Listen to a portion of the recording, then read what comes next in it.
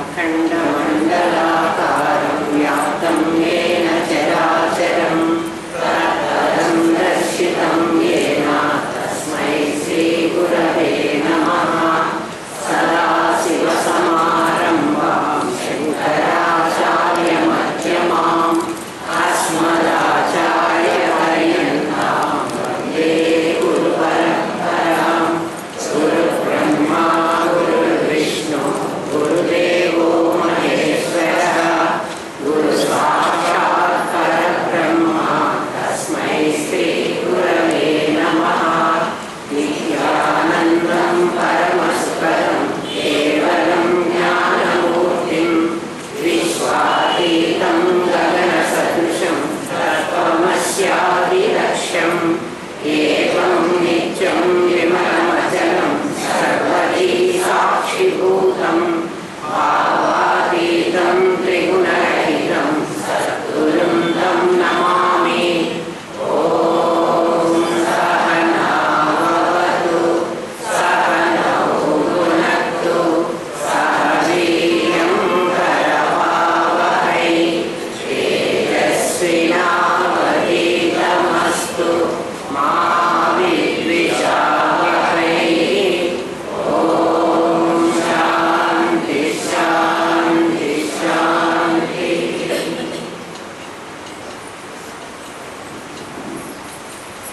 ముఖ్యంగా 21 రోజు నుంచి మనం లలితా సహస్రనామ రహస్య వైభవాన్ని గురించి చెప్పుకుంటున్నాం. 10 రోజులు మున్సిపల్ హై స్కూల్ గ్రౌండ్స్లో చెప్పుకున్నాం. ఇవాళ 11 రోజులు ఇక్కడ చెప్పుకున్నాం. అంటే 21 రోజు పూర్తయింది. మామూలుగా మండలం చెప్పుకోవాలి 40 రోజులు. అందుకని ఇంకా 18, 19 రోజులు మనం ఇది చెప్పుకోవలసి ఉంది. అంటే ఇంకా మనకి 480 నామాల దాకా మిగిలాయి. 500 పూర్తయినాయి. ఇంకొక 10, 20 ఉంటాయి. అంత కరెక్ట్గా కౌంట్ చేయలేదు. ఎందుకంటే మనం ఇంట్రడక్షన్లో కొన్ని ముందు నామాలు చెప్పుకున్నాం కాబట్టి. అయినా మొత్తం మనం చెప్పుకోవలసినవే. ఇక 18, 19 రోజుల్లో మనకి బాకీ ఉంది చెప్పుకోవలసింది. చాలా వరకు 18 రోజులు 16 నుంచి 18 వరకు నంద్యాలలో చెప్తాను. చివరి రోజు ఇక్కడే ప్రారంభం చేశాం కాబట్టి మళ్ళీ కర్నూలుకే వచ్చి అది ముగించుకుందాం. నంద్యాలకు రాలేని వాళ్ళు ఎవరైనా ఉంటే ఇక్కడ రంగనాథ్ వాళ్ళు అది పెడతారు. మీకు ఫోన్ పెట్టి ఆ ఫోన్ ద్వారా అక్కడ చెప్పే టైంని బట్టి మీరు ఇక్కడ వినొచ్చు. రాగలిగిన వాళ్ళు వాళ్ళ బంధువులు ఎవరైనా ఉంటే వాళ్ళ ఇళ్ళల్లో ఉంటే ఆ 20 రోజులు 19 రోజులు అక్కడ వింటానంటే వినొచ్చు. అప్ అండ్ డౌన్ చేస్తానన్నా మాకు అభ్యంతరం లేదు. లేదండి మాకు ఎవ్వరు లేరు, మేము అక్కడే ఉంటామంటే కూడా మేము తినే పప్పు అన్నం మీకు కూడా పెడతాము, ఏం బాగలేదు.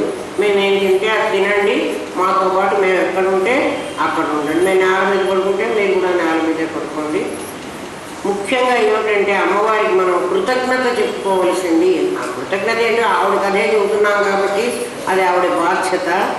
మున్సిపల్ హై స్కూల్ గ్రౌండ్స్లో కానీ ఇక్కడ కానీ క్లాసు మొదలయ్యే సమయానికి క్లాస్ అయిపోయే సమయానికి అసలు మనకి ఏ విధమైన కష్టము లేకుండా ఒక్క చుక్క వర్షం కూడా పడకుండా, ఏదైనా పడితే పగలే పడుతుంది, ఆ టైంకి లేకుండా చేయటం అమ్మవారి అనుగ్రహమేనే అనుకోవాలి. ఎందుకంటే ఆవిడ అనుగ్రహాన్ని గురించి మాట్లాడుతున్నాం కాబట్టి నా అనుగ్రహం ఉంది మీ మీద అని ఆవిడ రుజువు చేసుకుంటోంది.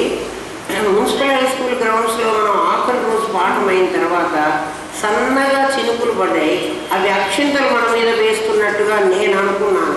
అంటే మనుషులు తడవలేదు, కానీ పెద్ద మేఘాలు మెరుపులు ఎన్నో వచ్చినాయి మనం పాఠం చెప్పుకునేప్పుడు. కానీ చాలా సన్న చినుకులు పడి ఆ తల్లి మనని ఆశీర్వదించింది. ఇంకా మిగిలిన 480 నామాలు కూడా ఆమె ఆశీస్సులతో మనం కర్నూలులో కాకుండా నంద్యాలలో పూర్తి చేసుకుంటామని అనుకుంటున్నా. మీరందరూ కూడా వినండి. విన్న తర్వాత మళ్ళీ మనం పారాయణ చేసుకుని, ఇంతకుముందు అర్థం కాని దశలో పారాయణ, ఇప్పుడు అర్థమైన దశలో మళ్ళీ పారాయణ చేసుకుని దానికి తగినట్టుగా మనం అందరం ఒక చోట అన్నశాంతి కూడా ఎప్పుడూ కూడా ఒక ఒక కార్యక్రమం జరిగితే దానికి అన్నశాంతి జరగాలి. చాలా వరకు జనవరి 12 అది ఉంటుంది అని అనుకుంటున్నా. అంటే మన సంకల్పం వేరు, అమ్మవారి సంకల్పం వేరు. ఆవిడ ఏం సంకల్పం చేసిందో మనకు తెలియదు, అది బయటపడేదాకా మనకు అర్థం కాదు అని మనం ప్లాన్ చేసుకుంటున్నాం. మీరందరూ కూడా అందుకోసం సిద్ధంగా ఉండండి. ఏమిటంటే మీరందరూ ఉన్నారు కదా, మీరందరే లలితా పరమేశ్వరు. ఇన్ని రోజులు 40 రోజులు అమ్మవారి నామాన్ని మీరు రహస్యాన్ని విన్నారు కాబట్టి అది ఊరికే వినడం కాదు, మీకు బాగా అర్థమయ్యే పరిస్థితిలో మీరు ఒక చీర కొనుక్కుని ఎవరికైనా ఒకళ్ళకి ఒక్క చీర పెట్టేంత డబ్బు దాచుకోండి. అంటే ప్రతి ఒక్కళ్ళు పరమేశ్వరి స్వరూపాలు, అక్కడ కులం కాదు, గోత్రం కాదు, మన బంధువులని కాదు, ఎవరైనా ఒకళ్ళకి ముత్తైదుగానే కాదు, ఎవరికైనా సరే. ఎందుకంటే అందరిలో అమ్మవారే ఉందని సచ్చిత్ స్వరూపాన్ని చూస్తున్నాం కదా, ఆ ఆలోచనతో పెట్టుకోండి.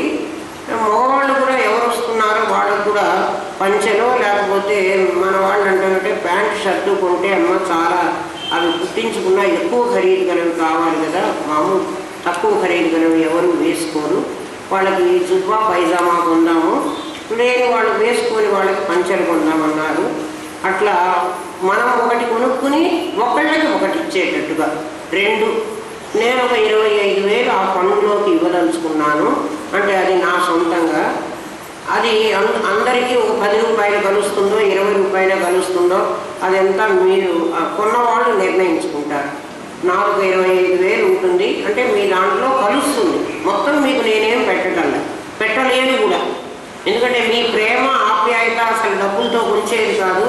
నేను ఇచ్చే 25,000 చాలా తక్కువ కింద నేను అనుకుంటున్నాను. అవి మీకు గాజులు జాకెట్ కూడా రాదనుకుంటా ఆ డబ్బులో. అయినా కూడా మనం మరి అమ్మవారి పేరు మీద ఆ పని, అమ్మవారే లేదన్నారు కదండి మీరు అంటే, మనం అమ్మవారే లేదంటే నేను చెప్పేది లేదు, మీరు వినేది లేదు. మౌన వ్యాఖ్య ప్రకటిత పరబ్రహ్మతత్వమే. మీరు కొంచెం డబ్బులు దాచిపెట్టుకోండి. గురుదేవులు ఏమనేవాళ్ళు అంటే, మనకి ఎంతున్నా కూడా నా భర్త ఎంత కోటీశ్వరుడైనా నేను నా ఇష్టం వచ్చినట్టు ఖర్చు పెట్టడానికి నాకు అధికారం లేదు. కాబట్టి నేను ఖర్చు పెట్టుకునే దాంట్లో ఎంత మాత్రం మిగల్చి నేను పెట్టుకోగలను అని. ఒకవేళ పెట్టుకోలేని ఎవరైనా బీద వాళ్ళు ఉంటే, అంటే ఆ డబ్బులు మేము పెట్టుకోలేము, 400 500 అవుతుంది, అంతకంటే కాదు 2 చీరలు, అది కూడా మేము పెట్టుకోలేమంటే అస్సలు నిరభ్యంతరంగా మీరు ఉండొచ్చు, మీకు కూడా ఓ చీర వస్తుంది. ఎవరైనా అట్లా చేత కాకపోతే అయ్యో మాకు లేదే అని మాత్రం అస్సలు బాధపడక్కర్లే. అమ్మవారు అందరికీ అన్ని రూపాల్లో ఉన్న పిల్లలు తన పిల్లలే అనుకుని ఆవిడ ఇస్తుంది. ఇవ్వగలిగిన వాళ్ళు ఇవ్వండి, ఇవ్వలేని వాళ్ళు ఏం బాధపడక్కర్లేదు. మనం అందరం ఒక ఫంక్షన్ చేసుకుని అందరం కలిసి భోంచేసి ఆడపిల్లలందరికీ కొత్త బట్టలు కట్టుకుని సంతోషంగా వెళ్ళిపోతాం. 40 రోజులు అయిన తర్వాత, ఇప్పుడే కాదు, అది చాలా వరకు జనవరి 12 అని అనుకుంటున్నాం. సంక్రాంతి పండగకి ముందు రోజు ఉండొచ్చు, అది ఏమో మనం పాఠం చెప్పుకుందాం. అది మన ప్రోగ్రాం. మీకు ఎవరికైనా తెలియకపోతే మరి రంగనాథ్కి ఫోన్ చేసి, ముందు మేము డిసెంబరు 16 నుంచే నంద్యాలలో అనుకున్నాం. కొన్ని కారణాల వల్ల డిసెంబర్ 25కి అది పోస్ట్ పోన్ అవుతోంది. 25 నుంచి జనవరి వరకు 15 రోజులు 16 రోజులు 18 రోజులు ఎన్ని రోజులైతే అన్ని రోజులు అక్కడ ఉంటుంది పాట. నంద్యాలకు రాగలిగిన వాళ్ళు రాండి. మాకెవరు నంద్యాలలో తెలియదే అనుకుంటే నేనే ఆహ్వానిస్తున్నా, మా ఇంటికే మీరు వస్తున్నారు. నంద్యాలలో కూడా నాకు చాలా ఇళ్ళు ఉన్నాయి, ఎందుకంటే నాకు ఏ ఊళ్ళో ఉన్న ఇళ్ళు ఉంటాయి. ఒక ఇల్లు నేను కట్టుకుంటే అది నా ఇల్లు అవుతుంది.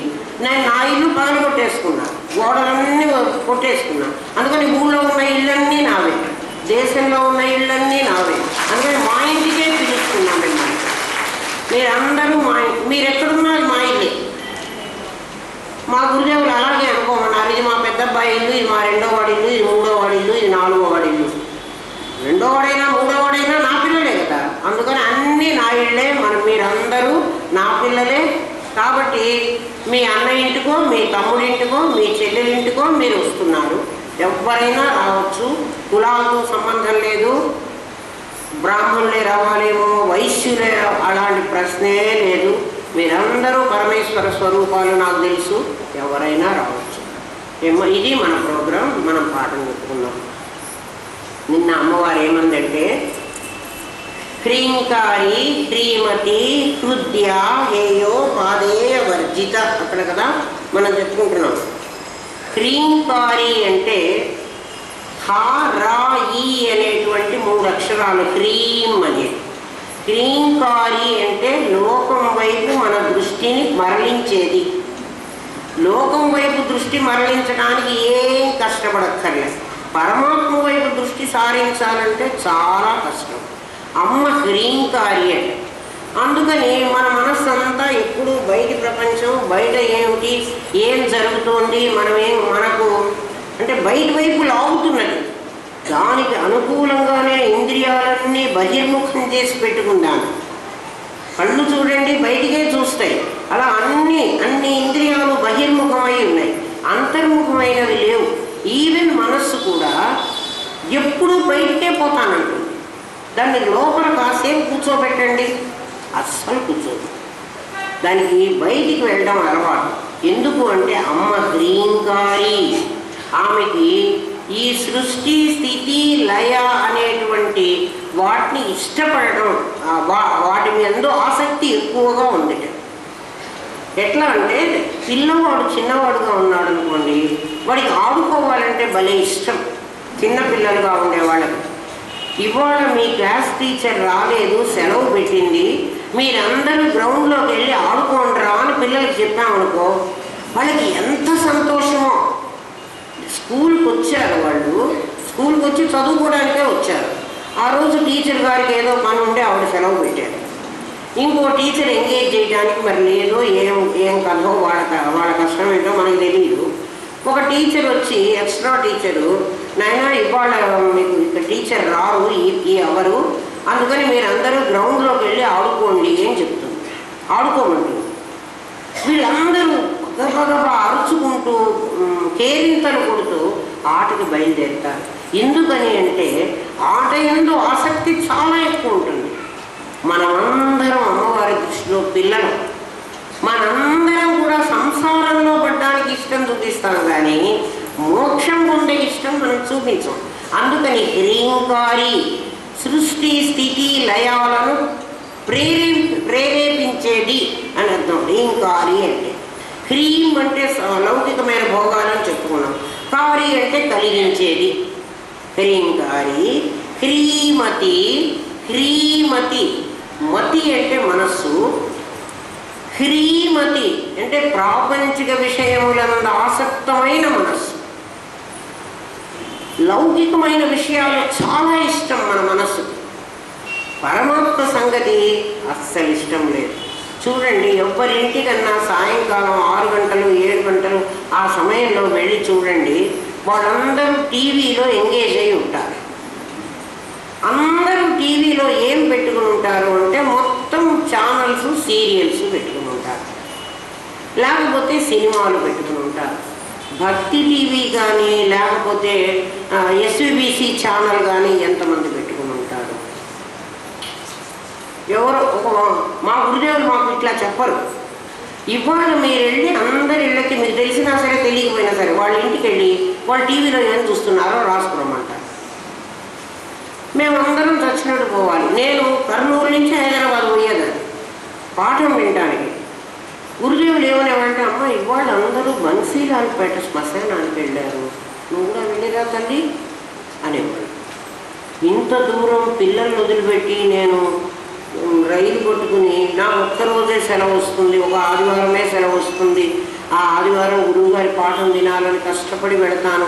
తెల్లవారుజామున 2కి లేచి వండుకుని నా దేవుడు, నా నైవేద్యం, నా పనులు నేను చేసుకుని నా పిల్లలకు వంట చేసి పెట్టి పని మనిషికి అప్పచెప్పి నేను రైలు ఎక్కి తీరాపోతే నేను హైదరాబాద్ పోయి ఏం చేస్తున్నాను అంటే బన్సీలాల్పేట శ్మశానానికి పోయిరా. పోలేదనుకో రేపు మళ్ళీ గురువుగారు అడుగుతారమ్మా, ఆ రోజు బన్సీలాల్పేట వెళ్ళమన్నా కదా, ఏమైంది, నీకు ఎలా అనిపించింది, అది కొంచెం చెప్పు తల్లి. ఏం చెప్తాను, నేను అబద్ధం చెప్పాలి కదా గురువుగారి దగ్గర. అందుకని చచ్చినట్టు శ్మశానానికి వెళ్ళాలి. లేకపోతే ఈరోజు మన వాళ్ళంతా గాంధీ హాస్పిటల్కి వెళ్ళారమ్మా, నువ్వు కూడా గాంధీ హాస్పిటల్కి వెళ్ళు. లేకపోతే ముషీరాబాద్ జైలుకి వెళ్ళారమ్మా, నువ్వు కూడా జైలుకి వెళ్ళు. గురువుగారు అలా అన్నారని కాదు, మాకు అలా ప్రాక్టికల్గా నేర్పించారు.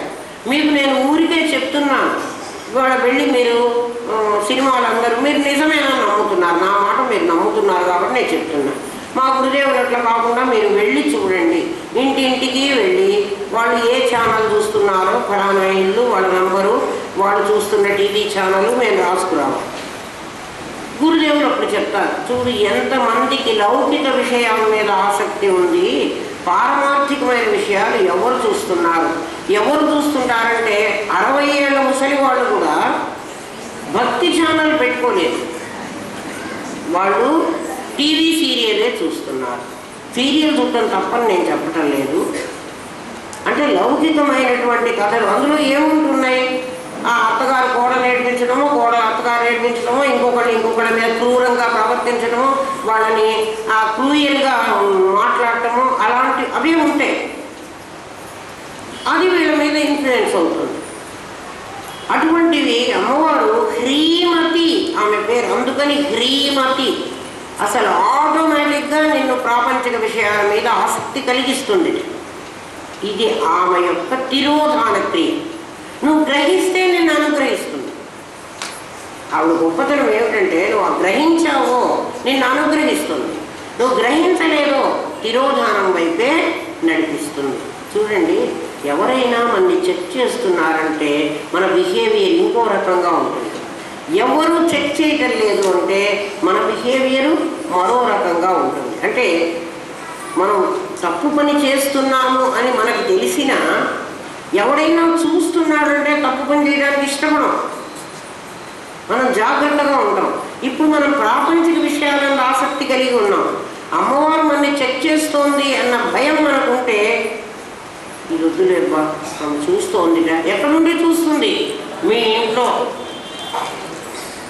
ఆమె ఎక్కడి నుంచో చూడక్కర్లేదు, మీ ఇంట్లో నుంచే చూస్తుంది.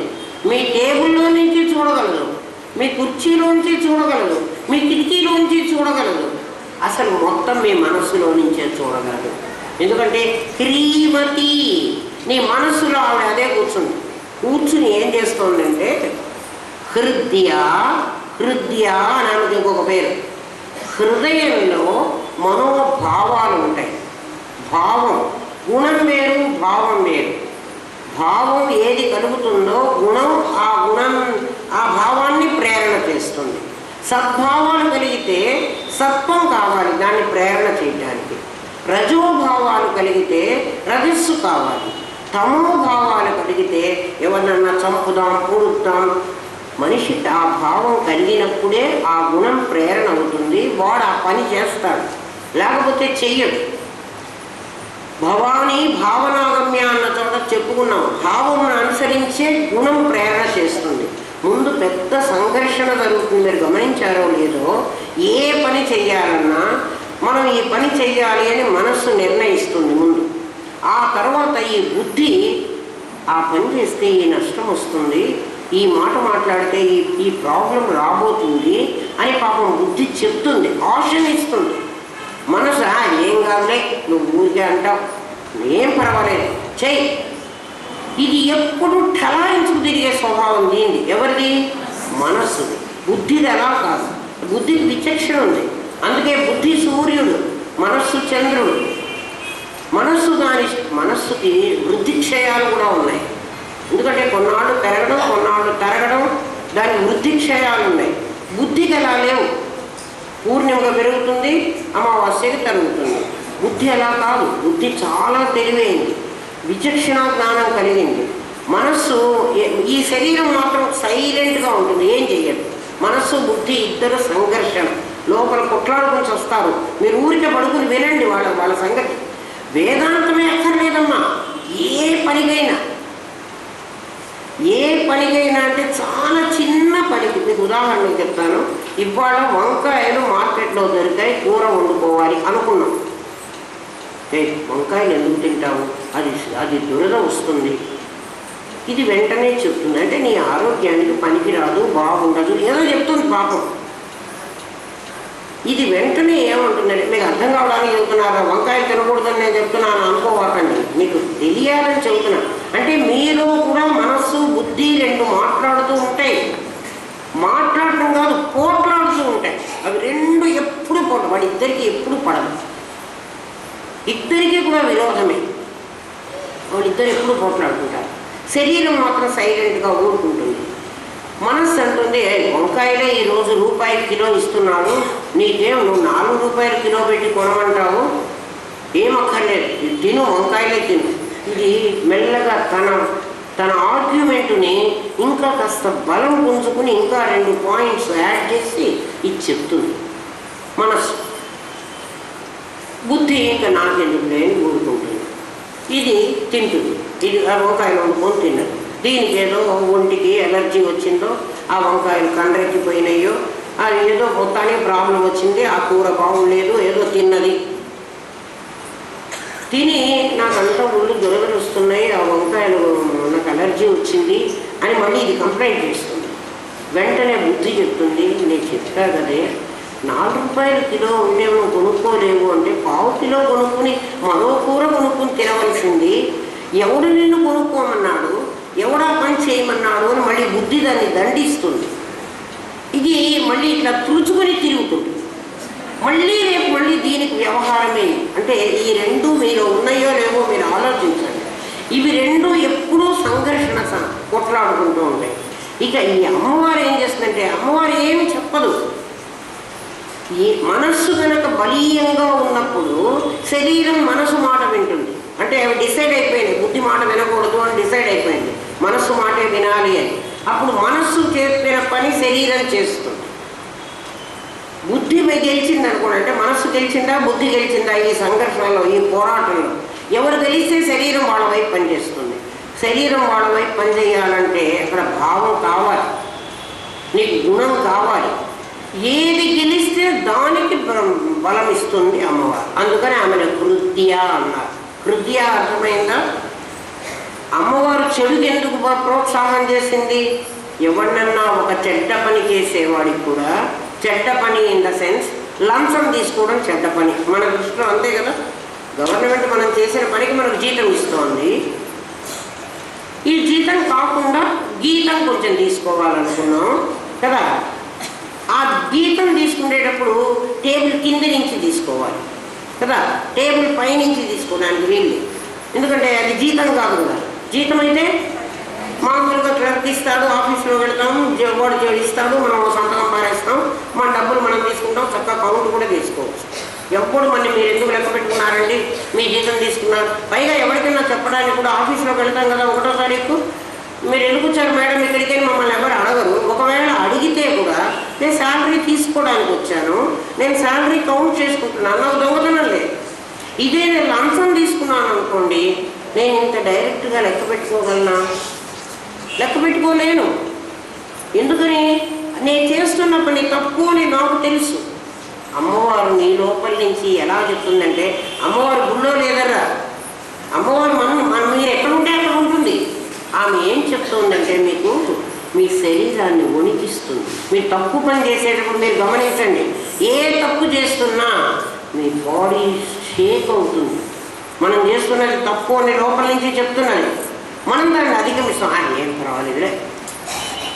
శరీరం మోగుతుంది, మాట తడబడుతుంది, మీ కళ్ళు అన్ని దిక్కులు చూస్తాయి. ఎవరైనా చూస్తున్నారేమో, ఎవ్వరూ చూడకుండా ఈ రహస్యమైన పని చెయ్యాలి. ఈ లోపలి ఈ కాషన్ ఇస్తున్నది ఎవరో తెలుసిన? అమ్మవారే. అమ్మవారిని మీరు గుళ్ళో పెట్టవాకండి. మీ లోపల ఉంది అని చెప్పడానికి ఇంతకంటే మీకేం కావాలి? మీరు ఏదైనా ఓ తప్పు పని చేయండి, ఓ చెడ్డ పని చేయండి, మీ శరీరం ఇట్లాంటివి ఈ వణకడం. ఎందుకు శరీరం వణికింది? ఎవ్వరికీ తెలియకుండా చేయమని ఎందుకు చెప్తోంది? అందరికీ తెలిసేది చేయొచ్చు కదా, తప్పు పని చెయ్యం. అంటే మీరు చెయ్యాలి అని డిసైడ్ అయిపోయిన తర్వాత ఆ చెడుకి ఆమె సహాయం చేస్తుంది. ఇదేమిటండి ఆవిడ ఎందుకు ఆ చెడుకి సహాయం చేయడం అంటే, ఆవిడ దృష్టిలో ధర్మం అధర్మం లేవు. ధర్మమైనా హెల్ప్ చేస్తుంది, అధర్మమైనా హెల్ప్ చేస్తుంది. అంటే ఆమె శక్తిని నీకు ఇస్తుంది. ఆమె శక్తి లేకపోతే ఏం చేస్తావు? ఆ శక్తిని నువ్వు తమస్సులో తీసుకున్నప్పుడు తమో రూపం శక్తి ఇస్తుంది, రజస్సులో తీసుకున్నప్పుడు రజో రూపం. ఎవరినన్నా కూనీ చెయ్యాలి. కూనీ చెయ్యాలంటే నీకు చాలా ధైర్యము కావాలి, నీకు బలం కూడా కావాలి కత్తితో ఒక పోటు పొడిచి మళ్ళీ రెండో పోటు పొడిచి నేను చంపుతానంటే వాడు నేను ఓడిపోతాను. ఒకే పోటులో వాడిని చంపగలగాలి. నీకు అంత బలం కావాలి. అంత బలం కావాలంటే అంత మానసిక ధైర్యం కావాలి. ఆ ధైర్యం కూడా అమ్మవారే ఇస్తాం. ఎందుకు ఇచ్చిందంటే ఆవిడ అది తప్పు కదా, వాడిని చంపుతుంటే ఆవిడ మరి ఏదో తప్పు చేసినవాడు, అనుమోదం పొందినవాడు, దాన్ని ఒప్పుకున్నవాడు, వీళ్ళందరికీ కూడా పాపం వస్తుంది. అట్లా అమ్మవారికి పాపం రాదా? ఆమెకి ఏ పాపం రాదు. ఎందుకు అంటే నువ్వు ఏది చెయ్యాలంటే దానికి బలం ఇవ్వడమే ఆమె పని. నువ్వేం చేసినా కరెంటుకి ఏం సంబంధం లేదు, నువ్వు ఎట్లా ఉపయోగించుకున్నావు. యాటంకి ఏం సంబంధం లేదు, యాటం బాంబుని బాంబు పెట్టి నువ్వు పేల్చినా సంబంధం లేదు కదా. యాటంని నువ్వు మంచికి ఉపయోగించే మిషనరీలు ఈ కరెంటుకు బదులు యాటం శక్తితోనే నేను ఇదంతా కూడా రన్ చేస్తాను అంటే వాడు తెలివితో ఇలా చేసుకున్నాడు అని అందుకు కూడా ఆమె శక్తి ఇస్తుంది. ఆమెకి ఏ బాధ లేదు. హృదయ నువ్వు హృదయంలో ఏ భావాన్నైతే పెంపొందింప చేసుకుంటావో ఆ భావానికి కావలసిన శక్తి ఆమె ఇస్తుంది.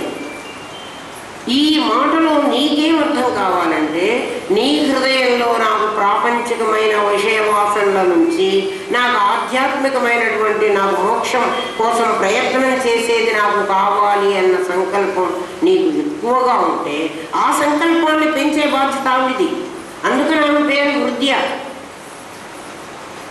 అయితే నీకు ఎంత తీవ్రంగా ఉందో మొన్న చెప్పాను, రామకృష్ణ పరమహంస చెప్పాడు, నీళ్లలో ఉంచినప్పుడు నాకు గాలి తప్ప ఇంకేమీ గుర్తు రాకూడదు, గాలి పీల్చాలి నేను చాలు. అలా అనుకుంటే ఆ అమ్మవారు అదే సహాయం చేస్తుంది. ఇప్పుడు మీకు ధైర్యం ఉందా? అయ్యో నాకు నాకు నాకు మోక్షం రాదేమో అని ఏమన్నా భయం ఉందా? నీ సంకల్పం ఎంత బలంగా ఉంటే అమ్మవారు నీకు అంత సహాయం చేస్తుంది.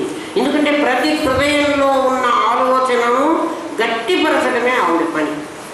ఆలోచించడం నీ పని, దాన్ని పెంచడం ఆవిడ పని. ఏ ఆలోచనకైనా సరే హృదయ హేయోపాదేయ వర్జిత. నేను చెప్పుకున్నాను, ఇది వదలాలి, ఇది స్వీకరించాలి.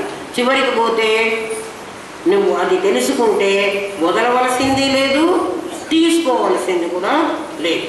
హేయము ఉపాదేయము. హేయము అంటే వదలవలసింది, ఉపాదేయం ప్రాపంచికమైన వాటిల్లో ఏన త్యక్తేన భుంజీత. దాన్ని ఓపెన్ చేసి నువ్వు తినాలి, కవర్ తీసేసి తినాలి. లోపల ఉండి అరటిపండు చేతిలో పెడితే కవర్ది, పనసపండు చేతిలో పెడితే ఆ చెక్కులది, దానిమ్మ పండు చేతిలో పెడితే దానిమ్మ పండు అట్లనే తిందామా? అందులో తేన త్యక్తేన దాంట్లో పనికిరాని పార్ట్స్ను తీసేసి పనికొచ్చే భాగాన్ని తిను. దీంట్లో పనికిరాని పార్ట్స్ పంచకోశాలు, దీన్ని తీసేసి అందుకే ఇది నువ్వు కాదు, ఇది నువ్వు కాదు, ఇది నువ్వు కాదు, నా ఇతి నేతి. అదే నేతి బోధ. నేను కాదు అంటూ ఒక్కొక్క దాన్ని వదిలేసుకుని నీవెవరో తెలుసుకుని నువ్వు అనుభవించు. నేనెవరో తెలిస్తే నేను సచ్చిద్రూపమైనటువంటి పరమాత్మని, జీవుణ్ణి కాదు, కాబట్టి నేను జీవుణ్ణి వదిలేయాల్సిన పని లేదు అని నీకే అర్థమైపోయింది. హేయ ఉపాదేయ వర్జిత. రాజరాజార్చిత రాజ్ఞి. రాజరాజు అంటే కుబేరుడు అన్నమాట. రాజరాజు. రాజాధిరాజాయ ప్రసయ్య సాహినే నమో వయం వై శ్రవణాయ కుర్మహే. మీరు మంగళారతిస్తూ చెప్పుకుంటారు. రాజాధిరాజు అంటే కుబేరుడు. కుబేరుడి దగ్గర నవనిధులు ఉన్నాయి. నవనిధులకు వాడు దాత. నవనిధులు వాడి దగ్గరే ఉంటాయి. ఈవెన్ రావణాసురుడి దగ్గర ఉన్నటువంటి ఆ పుష్పక విమానం అది కూడా కుబేరుడిదే. కశ్యప ప్రజాపతికి దితి అదితి అని ఇద్దరు భార్యలు. అదితి కుమారులు ఆదిత్యులు దేవతలు, దితి కుమారులు దైత్యులు రాక్షసులు. అంతా కూడా సంపదంతా కుబేరుడి దగ్గర ఉంది. కుబేర స్థానము, కుబేర యంత్రము మీ దగ్గర అన్నీ ఉన్నాయి. చూడండి, అంటే లౌకికంగా ఇవన్నీ చెప్పి దాంట్లో మీకు డబ్బులు వస్తాయంటారు. కుబేరుడు ఎలాంటి వాడు అంటే కుబేరుడు. బేరము అంటే శరీరం, కుబేరం అంటే చెడ్డ శరీరం. చెడ్డ శరీరం అంటే వాడు. కుష్ఠరోగం అంటే శరీరం అంతా రోగగ్రస్తమైంది. వాడు చూడటానికి అందంగా ఉండడు, శరీరం అంతా చీము రక్తము. కుష్ఠరోగుల్ని మనం చూస్తాం కదా, వేళ్ళు పోయి కాళ్ళు పోయి అలా ఉంటారు. కుబేరుడు వాడు. అయితే వాడికి అన్ని సంపదలు ఉన్నాయి, కానీ అనుభవించేటువంటి యోగ్యత లేదు. కుబేరుడు ఎవరు అంటే మనమే. కుబేరుడు వాడెవడో కాదు, వాడెవడో అక్కడెక్కడో ఉన్నాడు అనుకుంటున్నావు. మనమే కుబేరుడు. ఎందుకని అంటే అమ్మవారు తన సంపదనంతా ఇక్కడ పెట్టింది. పరిమితమైన జీవుణ్ణి నువ్వు ఎప్పుడు అనుకున్నావో నీకు పరిమితమైన సంపదలే వచ్చినాయి. నీకు సంపదలు పరిమితం. ఎందుకంటే నాకు ఈ ఊళ్ళో ఇంత ఇల్లే ఉంది, 4 సెంట్లు 5 సెంట్లలోనో కట్టుకున్న ఇల్లు ఉంది. ఎందుకని?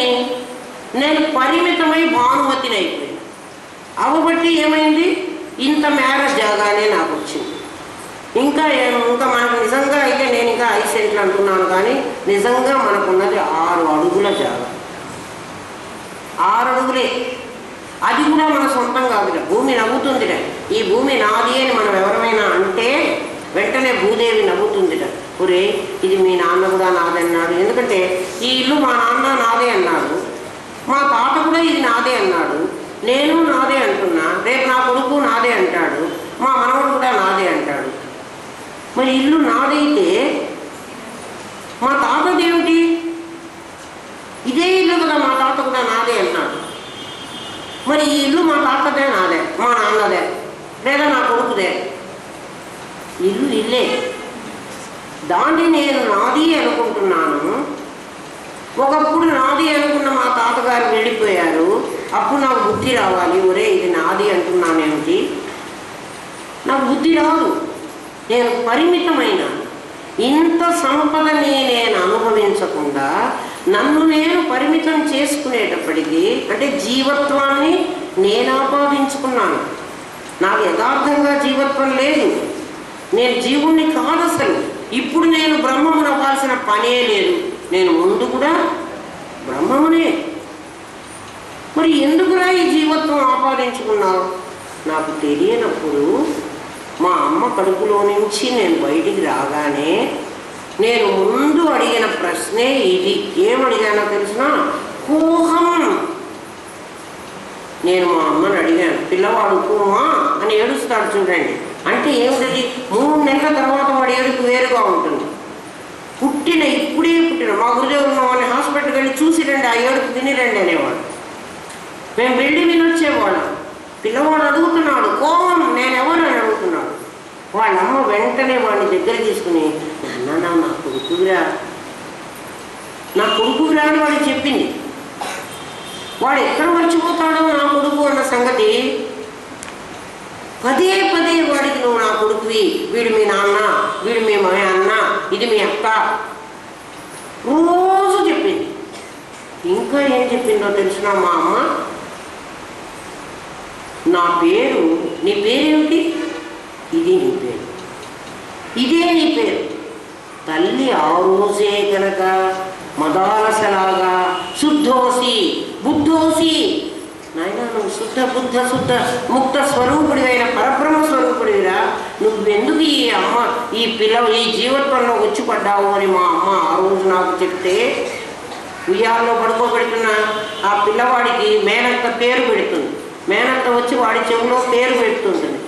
అంటే వాడికి పరబ్రహ్మ స్వరూపుడైన వాడికి మామూలు నామకరణం చేస్తోంది ఆమె. నువ్వు చింటువో పింటువో అలాంటి పిచ్చి పేర్లేవో సంబ్రితానో పెడుతోంది. ఆ పెడుతుంటే తప్పు చెప్తోంది కదా ఆవిడ పరబ్రహ్మ స్వరూపుడికి నువ్వు పరబ్రహ్మ అని చెప్పకుండా వాడికి ఇంకేదో లౌకికమైన ఒక పేరు చెప్తోంది. అందుకని ఆవిడ వీపు మీద 2 గుద్దులు గుద్దమంట. ఎవరి వీపు మీద? ఆ మేనత్త వీపు మీద. ఎందుకు కుడుతున్నారు మేనత్తని? పేరు పెట్టడానికి పిలిచి ఆమెకి చీర పెట్టి జాకెట్ పెట్టి ఇంకా ఏమైనా సొమ్ములు కూడా చేయిస్తారు మేనత్త గారికి. ఎందుకంటే పేరు పెట్టడానికి పోయింది కదా. ఆ పేరు పెట్టిన ఆమెను ఎందుకు కుడుతున్నారు? ఆమె తప్పు చెప్తున్నది, ఆమె సత్యం చెప్పటల్లా. ఏ మేనత్త అయినా చెప్పిందా? మీరందరూ మేనత్తారు కదా, ఒక్కసారన్నా నువ్వు పరబ్రహ్మ స్వరూపుడివిరా తత్వమసి అని ఎప్పుడన్నా చెప్పారా? చెప్పం. ఎందుకని? మాకే తెలియదు.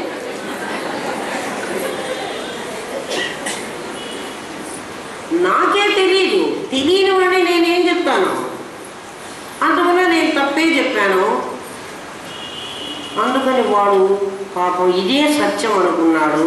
ఎంతవరకు మా అమ్మ నాకు నా పేరు చెప్పించిందంటే, ఆ భానుమతి అని పిలవగానే నేనేనా అని నేను వెనక్కి తిరిగి చూసేదాకా చెప్పింది నా పేరు. ఇప్పుడు నేనేమైపోయినానంటే నా పేరుకు బాగా తాదాత్మ్యం చెందిపోయి ఎవరన్నా ఎక్కడో భానుమతి గురించి మాట్లాడుకుంటుంటే నా గురించే వాళ్ళు మాట్లాడుకుంటున్నారు. అంటే నువ్వు తప్ప ప్రపంచంలో ఆ పేరు గల మనిషే లేడా? ఆ పేరుతో అంత తాదాత్మ్యం చెందిపోయినా నేను. అందువల్ల నాకు పరమాత్మ సంగతి తెలియటం లేదు. నాకు ఆ లిమిటెడ్నెస్ నేను అప్పటి నుంచే అలవాటు చేసుకున్నా. అది అట్లాగే డెవలప్ అయి పెరిగి చచ్చేదాకా అదే ఉంది. ఎందుకంటే ఈ మధ్యకాలంలో నాకు ఎవరు నువ్వు పరబ్రహ్మ అని చెప్పలేదు. ఎవరో సన్యాసులు లాంటి వాళ్ళు ఎవరో 1-2 సార్లు చెప్తే అదెంత సన్యాసులు కానీ మనకు కాదు. శివుడు ఒకసారి ఇట్లా అనుకొని ఆ మాట ఎక్కడ చెవులో లోపలికి పోయి మనస్సుకు చేరి బుద్ధి దగ్గరికి పోయి, అరే వాళ్ళు ఎందుకు చెబుతున్నారా, నేను పరబ్రహ్మనట, నేను బ్రహ్మమనేనా, ఏదో వాళ్ళు చెప్తారే, అట్లాంటివన్నీ మనకు కాదు. ఆ సన్యాసులకు ఊరికే కూర్చోలేక రామనాథం గారికి మా గురుదేవులు ఏం చేసేవాళ్ళు చెప్పనా, అందరికీ బ్రహ్మ విద్య బోధించాలని ఆయనకు బుద్ధి పుట్టింది. ఎవ్వరూ దొరకలేదు. బ్రాహ్మణులందరిళ్ళకి వెళ్ళి మీరు చేస్తున్న పూజలన్నీ సత్యం కాదు, ఇది సత్యం అని చెప్దామని చాలా ప్రయత్నించారు. వాళ్ళంతా ఈ రామనాథం గారికి పిచ్చెక్కింది. కానీ ఈయనేంటి, మన పూజలు, మన సంధ్యావందనాలు, మన వ్రతాలు, మేము నైష్టికమైనటువంటి కుటుంబాల్లో పుట్టాం, ఇవి ఏదో ఇట్లా అంటున్నాడు అని చెప్పి ఆయన లెక్క చేయలేదు. ఆయనకేమో ఈ బ్రహ్మ విద్య 10 మందికి నాకు కొండారెడ్డి గురించి చెప్పాలని ఎట్లా ఉందో ఆయనకు అట్లా పుట్టింది. అందుకని ఇంటికి ఎదురుగా ఎవరో ఇల్లు కడుతున్నారు గౌండాల వాళ్ళని పిలిచి, నాయన మీకు రోజుకి ఎంత కూలీ ఇస్తారు అని అడిగారు. అంటే 70 రూపాయలు ఇస్తారు స్వామి అన్నారు. ఆ 70 రూపాయలు నేను ఇస్తాను, మీరు వచ్చి నా దగ్గర కూర్చోండి అని పిలుచుకొచ్చి కూర్చోబెట్టుకున్నారు. 70 రూపాయలు ఇచ్చి బాగానే కూర్చోబెడుతున్నారంటే రోజంతా అక్కడ గౌండా పని చేస్తే వాళ్ళు 70 రూపాయలు ఇస్తారు ఆ రోజుల్లో. ఈయన ఊరికే కూర్చోబెట్టి 70 రూపాయలు ఇస్తున్నాడు, బాగానే ఉందిలే అనుకున్నారు. 2 రోజులు 3 రోజులు ఆయన చెప్పిందంతా విన్నారు పాపం వాళ్ళు. సాయంత్రం అయినాక వాళ్ళకి కూలీ డబ్బులు ఇచ్చి పంపించేవారు గురువుగారు. 2-3 రోజులు అయిన తర్వాత ఊరికే కూర్చోమనేవాళ్ళు కదా. బ్రహ్మాస్మి అని నేను చెప్తుండేవారు. ఏదో నువ్వు బ్రహ్మస్వరూపుడిరా నాయన, నువ్వు కూలీవాడివి కాదు, నువ్వు మనిషివి కాదు, ఏదో చెప్పేవాడు. వాళ్ళకి ఏమర్థమైందో వాళ్ళకి తెలియదు. కొన్ని రోజులకి ఒక 3-4 రోజులు, వారం రోజులకు వాళ్ళకి అనిపించే పాపం బ్రాహ్మడు ఆయన ఏదో పిచ్చెక్కి మన తీసుకొచ్చి కూర్చోబెట్టి డబ్బులు ఇస్తానంటుంటే పని చేయకుండా డబ్బులు తీసుకోవడం మనకు ధర్మమేనా? మన వద్దులే స్వామి, మీరు చెప్పేది ఏదో మాకేం అర్థం కావట్లేదు, మీ దగ్గర డబ్బులు ఊరికే తీసుకోవడానికి మాకు తప్పు అనిపిస్తోంది, ఇది అన్యాయమైన సొమ్ము అనిపిస్తోంది, మీరు ఇంకెవరికైనా చెప్పుకోండి స్వామి అని దండం పెట్టి వెళ్ళిపోయింది వాళ్ళు. అందుకని మా గురుదేవులు అంటారు, మనంత కష్టం ఎవ్వరూ పడరు, దీని మీద ఎవరికి అంత ఇంట్రెస్ట్ ఉండదు. అందుకు నీ దగ్గరికి ఎవరైనా నలుగురు వస్తే వాళ్ళని పట్టి కూర్చోబెట్టి బలవంతంగా నీ పనులన్నీ మహానుకులైనా వాళ్ళకి బ్రహ్మ విద్య బోధించు. గురుదేవులు చెప్తేనే ఎవరు వస్తారో అనుకున్నా. నాకు 4 వచ్చారు. సరస్వతి టీచరు, నాతో పాటు వర్క్ చేసుకుంటాను, నాగలక్ష్మమ్మ, సావిత్రమ్మ, ఇంకో సరోజాని, వీళ్ళు 4 కలిసి ఎన్నో ఏళ్ళుగా తిరుగుతున్నారు. వాళ్ళకి ఎవరు చెప్తారో బ్రహ్మ విద్య ఎవరు బోధిస్తారో అన్న వాళ్ళు తిరిగేవాళ్ళు. ఒకప్పుడు అందరూ తీసుకునేవాళ్ళు, ఏదో డబ్బులు ఇచ్చేవాళ్ళు, వాళ్ళు ఏదో బోధ చేసేవాళ్ళు, వెళ్ళిపోయేవాళ్ళు. వీళ్ళకి అదేం తెలిసేది కాదు. సావిత్రమ్మ ఒక రోజు నాతో అన్నదమ్మా, ఇదివరకు మేము తెలుసుకున్నటువంటి విద్య మేము మంత్రం చెయ్యాలి అని అనుకుని మేము దేవుడి కట్ట మీద కూర్చొని మంత్రం చెయ్యాలి, ఇది మా వెంటబడింది, మీరు చెప్పింది మా వెంటబడింది, మేము ఎక్కడ పని చేస్తున్నాం అది మమ్మల్ని సతాయిస్తోంది, నువ్వేంటి నువ్వు బ్రహ్మస్వరూపుడు అయితే నువ్వు ఎందుకు ఇట్లా పనులు చేసుకుంటావు, మమ్మల్ని తిరుగుతోంది, ఇది మా వెంటబడింది, ఒరే ఇది బాగానే ఉందిరా అనుకుంది. వాళ్ళు వీళ్ళకి చెప్పి వాళ్ళకి చెప్పి వాళ్ళకి చెప్పి మొత్తం ఇంతమంది తయారయ్యారు. బ్రహ్మ విద్య మనస్సు అటువైపు వెళ్ళదుట. మనం రాదు కుబేరుడు, ఎందుకు అంటే కుష్ఠరోగం మనకు వచ్చింది. ఏమి కుష్ఠరోగం వచ్చింది? ఫిజికల్గా బాగానే ఉన్నా, మనస్సుకు కుష్ఠరోగం వచ్చింది. పరిమితం చేసుకుంది తన్ని తాను. వ్యాపృతమైనటువంటి పరమేశ్వర స్వరూపం అంతా నీది, ఇదంతా నీది. న తద్వాసయతే సూర్యో న శశాంకో న పావకః యద్గత్వా న నివర్తంతే తద్ధామ పరమం మమ అన్నాడు పరమాత్మ. యద్గత్వా న నివర్తంతే. రే ఏ ఊరన్నా పోతే మళ్ళీ తిరిగి రావాలరా, మా ఇంటికి వచ్చిన వాడికి బోర్రా నాతో పాటే కూర్చుంటాడు. వాళ్ళ ఇల్లు ఎట్టా ఉంటుందో ఒక్కసారి చూద్దామని మనకు అనిపించకపోతే మనం కుబేరులం కదా. కుబేరుడు అంటే కుష్ఠరోగం వాడు. నేను అక్కడికి పోలేనులే, నాకు అది సాధ్యం కాదులే అని అనుకుంటున్నావు. రాజరాజార్చిత అటువంటి వాడుట ఆమెని వాళ్ళమ్మనే అమ్మ అనుకోకుండా నువ్వు దేవతవి, నువ్వు నాకు ఇవ్వు అవివ్వు అని అడుగుతాడు. దేవుణ్ణి మనం ఏమడిగినా మనం లిమిటెడ్ పర్సన్స్ కాబట్టి దేవుణ్ణి లిమిటెడ్గానే అడుగుతున్నాం. ఏం అడుగుతాం చెప్పండి? దేవుడి దగ్గరికి వెళ్ళి భగవంతుడా నాకు కొడుకుని, లేకపోతే నాకు ఒక ఉద్యోగం ఇవ్వు, నాకు లేకపోతే ఉండడానికి ఒక ఇల్లు ఇవ్వు, లేకపోతే నాకు ఒక ఎంపీ పోస్టో ఒక ఎమ్మెల్యే పోస్టో ఇవ్వు. నేను నీ కొడుకుని, నీ ఆస్తి అంతటికి నేను అధిపతిని అని అడగగల దమ్ముందా నీకు? లేదు. ఎందుకని? నీకు రోగం వచ్చింది. అందుకని మీ అమ్మనే నువ్వు వేరే వాడుగా చేసి, మీ అమ్మే నీకు సమస్తం ఇస్తుంది. ఎందుకు? ఎప్పుడు ఇస్తుంది? అమ్మనే నీ కొడుకుని, నాకు అధికారం ఉంది, అంతా నాది, అసలు ఇదంతా నువ్వు వేరు నేను వేరు కాదు అని కొడుకు అనగలిగినాడు. తల్లి మొత్తం వాడికే ఇస్తుంది. నేను పరిమితంనైనాను అన్నప్పుడు ఆమె ఏమి ఇయ్యదు. సరే లేరా నీకు అంతే ఇస్తాను, ఎందుకంటే నువ్వు కొడుకునే కదా అడిగావు, తీసుకోపో. 1,00,000 రూపాయలే కదా అడిగావు. పిల్లలు సాధారణంగా అడుగుతారు. ఎవరన్నా ఏమన్నా కోరిక అంటే మా రోజుల్లో, ఈ రోజుల్లో కాదు, ఈ రోజుల్లో కోట్లు అడుగుతారేమో. 1,00,000 రూపాయలు ఉంటే చాలు. ఈ రోజుల్లో 1,00,00,000 రూపాయలు ఉంటే చాలు. ఎందుకు చాలు ఎందుకు వస్తుంది? చాలు అంటే ఇంతవరకే పరిమితం చేసుకున్నావు. నువ్వు ఏ కోరిక అడుగుతున్నా భగవంతుణ్ణి నువ్వు పరిమితం చేసుకున్నావు. ఆ పరిమితంగానే ఆయన ఇస్తున్నాడు. మిగిలిన మళ్ళీ నీకు ఇంకా కావాలని మళ్ళీ రేపు అనిపిస్తుంది. రాతే ఇన్ని కోరికలు ఎందుకు రా కోరడం? ఒకసారి కోరితే సరిపోలే. ఏం కోరిక కోరాలండి? భగవంతుని ఏమని కోరాలి? నేను నీవాణ్ణి అంటే చాలుగా. అమ్మ పిల్లవాడు అడిగితే పాలిస్తుందా, అడిగితే అన్నం పెడుతుందా? వాడిని నిద్ర లేపి ఆమె అన్నం పెడుతుంది. కోపం వచ్చి ఒకవేళ పిల్లవాడు పడుకుంటే కూడా, లేకపోతే అలసిపోయి పిల్లవాడు నిద్రపోతే కూడా, అమ్మ ఏదైనా పని చేసుకుంటుంటే పిల్లలు ఒక్కోసారి నిద్రపోతారు. రాత్రి 10 అయిపోయింటుంది. అయ్యో 10 అయిపోయిందే, పిల్లవాడు నిద్రపోయినాడు, నేనేదో పని చేసుకుంటున్నాను అని అమ్మ లేపి ఆ పెరుగన్నమో ఏదో కలుపుకొచ్చి వాడికి మంచం మీదే కూర్చోబెట్టి వాడికి మింగేటట్టుగా పెట్టి మంచినీళ్ళు తాగిచ్చి మళ్ళీ వాడి మూతి తుడిచి పడుకోబెడుతుంది.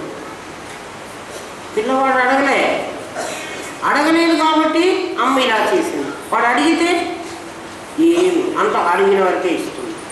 మీరు అడగవద్దండి పరమాత్మని.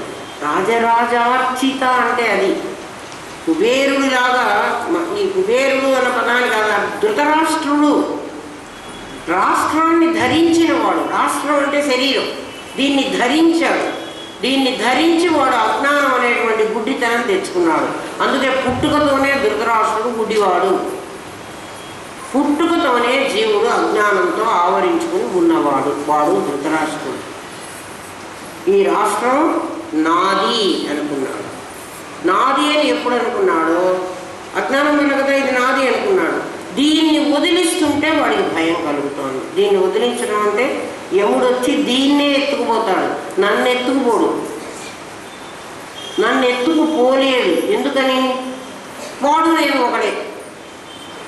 నిరాకారంగా యముడెవడో నేను కూడా వాడే. మరి ఇంక వాడు నన్ను ఎత్తుకుపోయేదేమిటి? ఎత్తుకుపోలేడు. ఎప్పుడు? దేహం నేను కాదనుకున్నప్పుడు. దేహం నేను అనుకున్నప్పుడు ఎత్తుకుపోతాడు. నాకు భయం. అందుకని మరణం అంటే భయం. మరణం మనకి ఎందుకు భయం? చావు ఎందుకు భయం? ఇది నేను అనుకుంటున్నా కాబట్టి. ఇది నాది అనుకుంటే నా వస్తువు ఏదైనా వస్తువు పోతుంది అనుకుంటారా, నా వస్తువు ఏదన్నా పోయిందనుకో అంత బాధపడాల్సిన పని లేదు. ఓ నాది కాదు పోయింది, అది నాకంటే వేరుగా ఉంది కాబట్టి పోయింది. అట్లాగే ఇది నాది కాదు ఈ శరీరం అని నేను నిర్ణయించుకుంటే ఇది పోతే నాకు బాధ లేదు. ఇది నేను అనుకుంటున్నా, ఇది నేను అనుకుంటే నేను జీవత్వం తెచ్చుకున్నాను, ఇది నాది అనుకుంటే నేను బ్రహ్మత్వం పొందుతున్నాను. అంతే. ఏం చాలా సింపుల్. ఇది నేనా నాదే నువ్వు నిర్ణయించుకో. నాది అంటే అలవాటు చేసుకో. ఇది నాది నేను కాదు.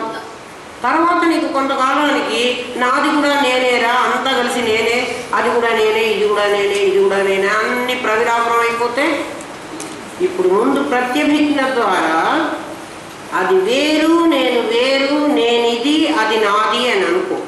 కొంతకాలం అయిన తర్వాత నాదిని ప్రవిలాపనం చేసుకుని మొత్తం నేనే ఉన్నాను అనుకో. అప్పుడు నేను నుంచి ఎవరు ఎత్తుకోవడానికి వీలు. రాజ్ఞి, ఆమె రాజ్ఞి, ఆమె రాణి.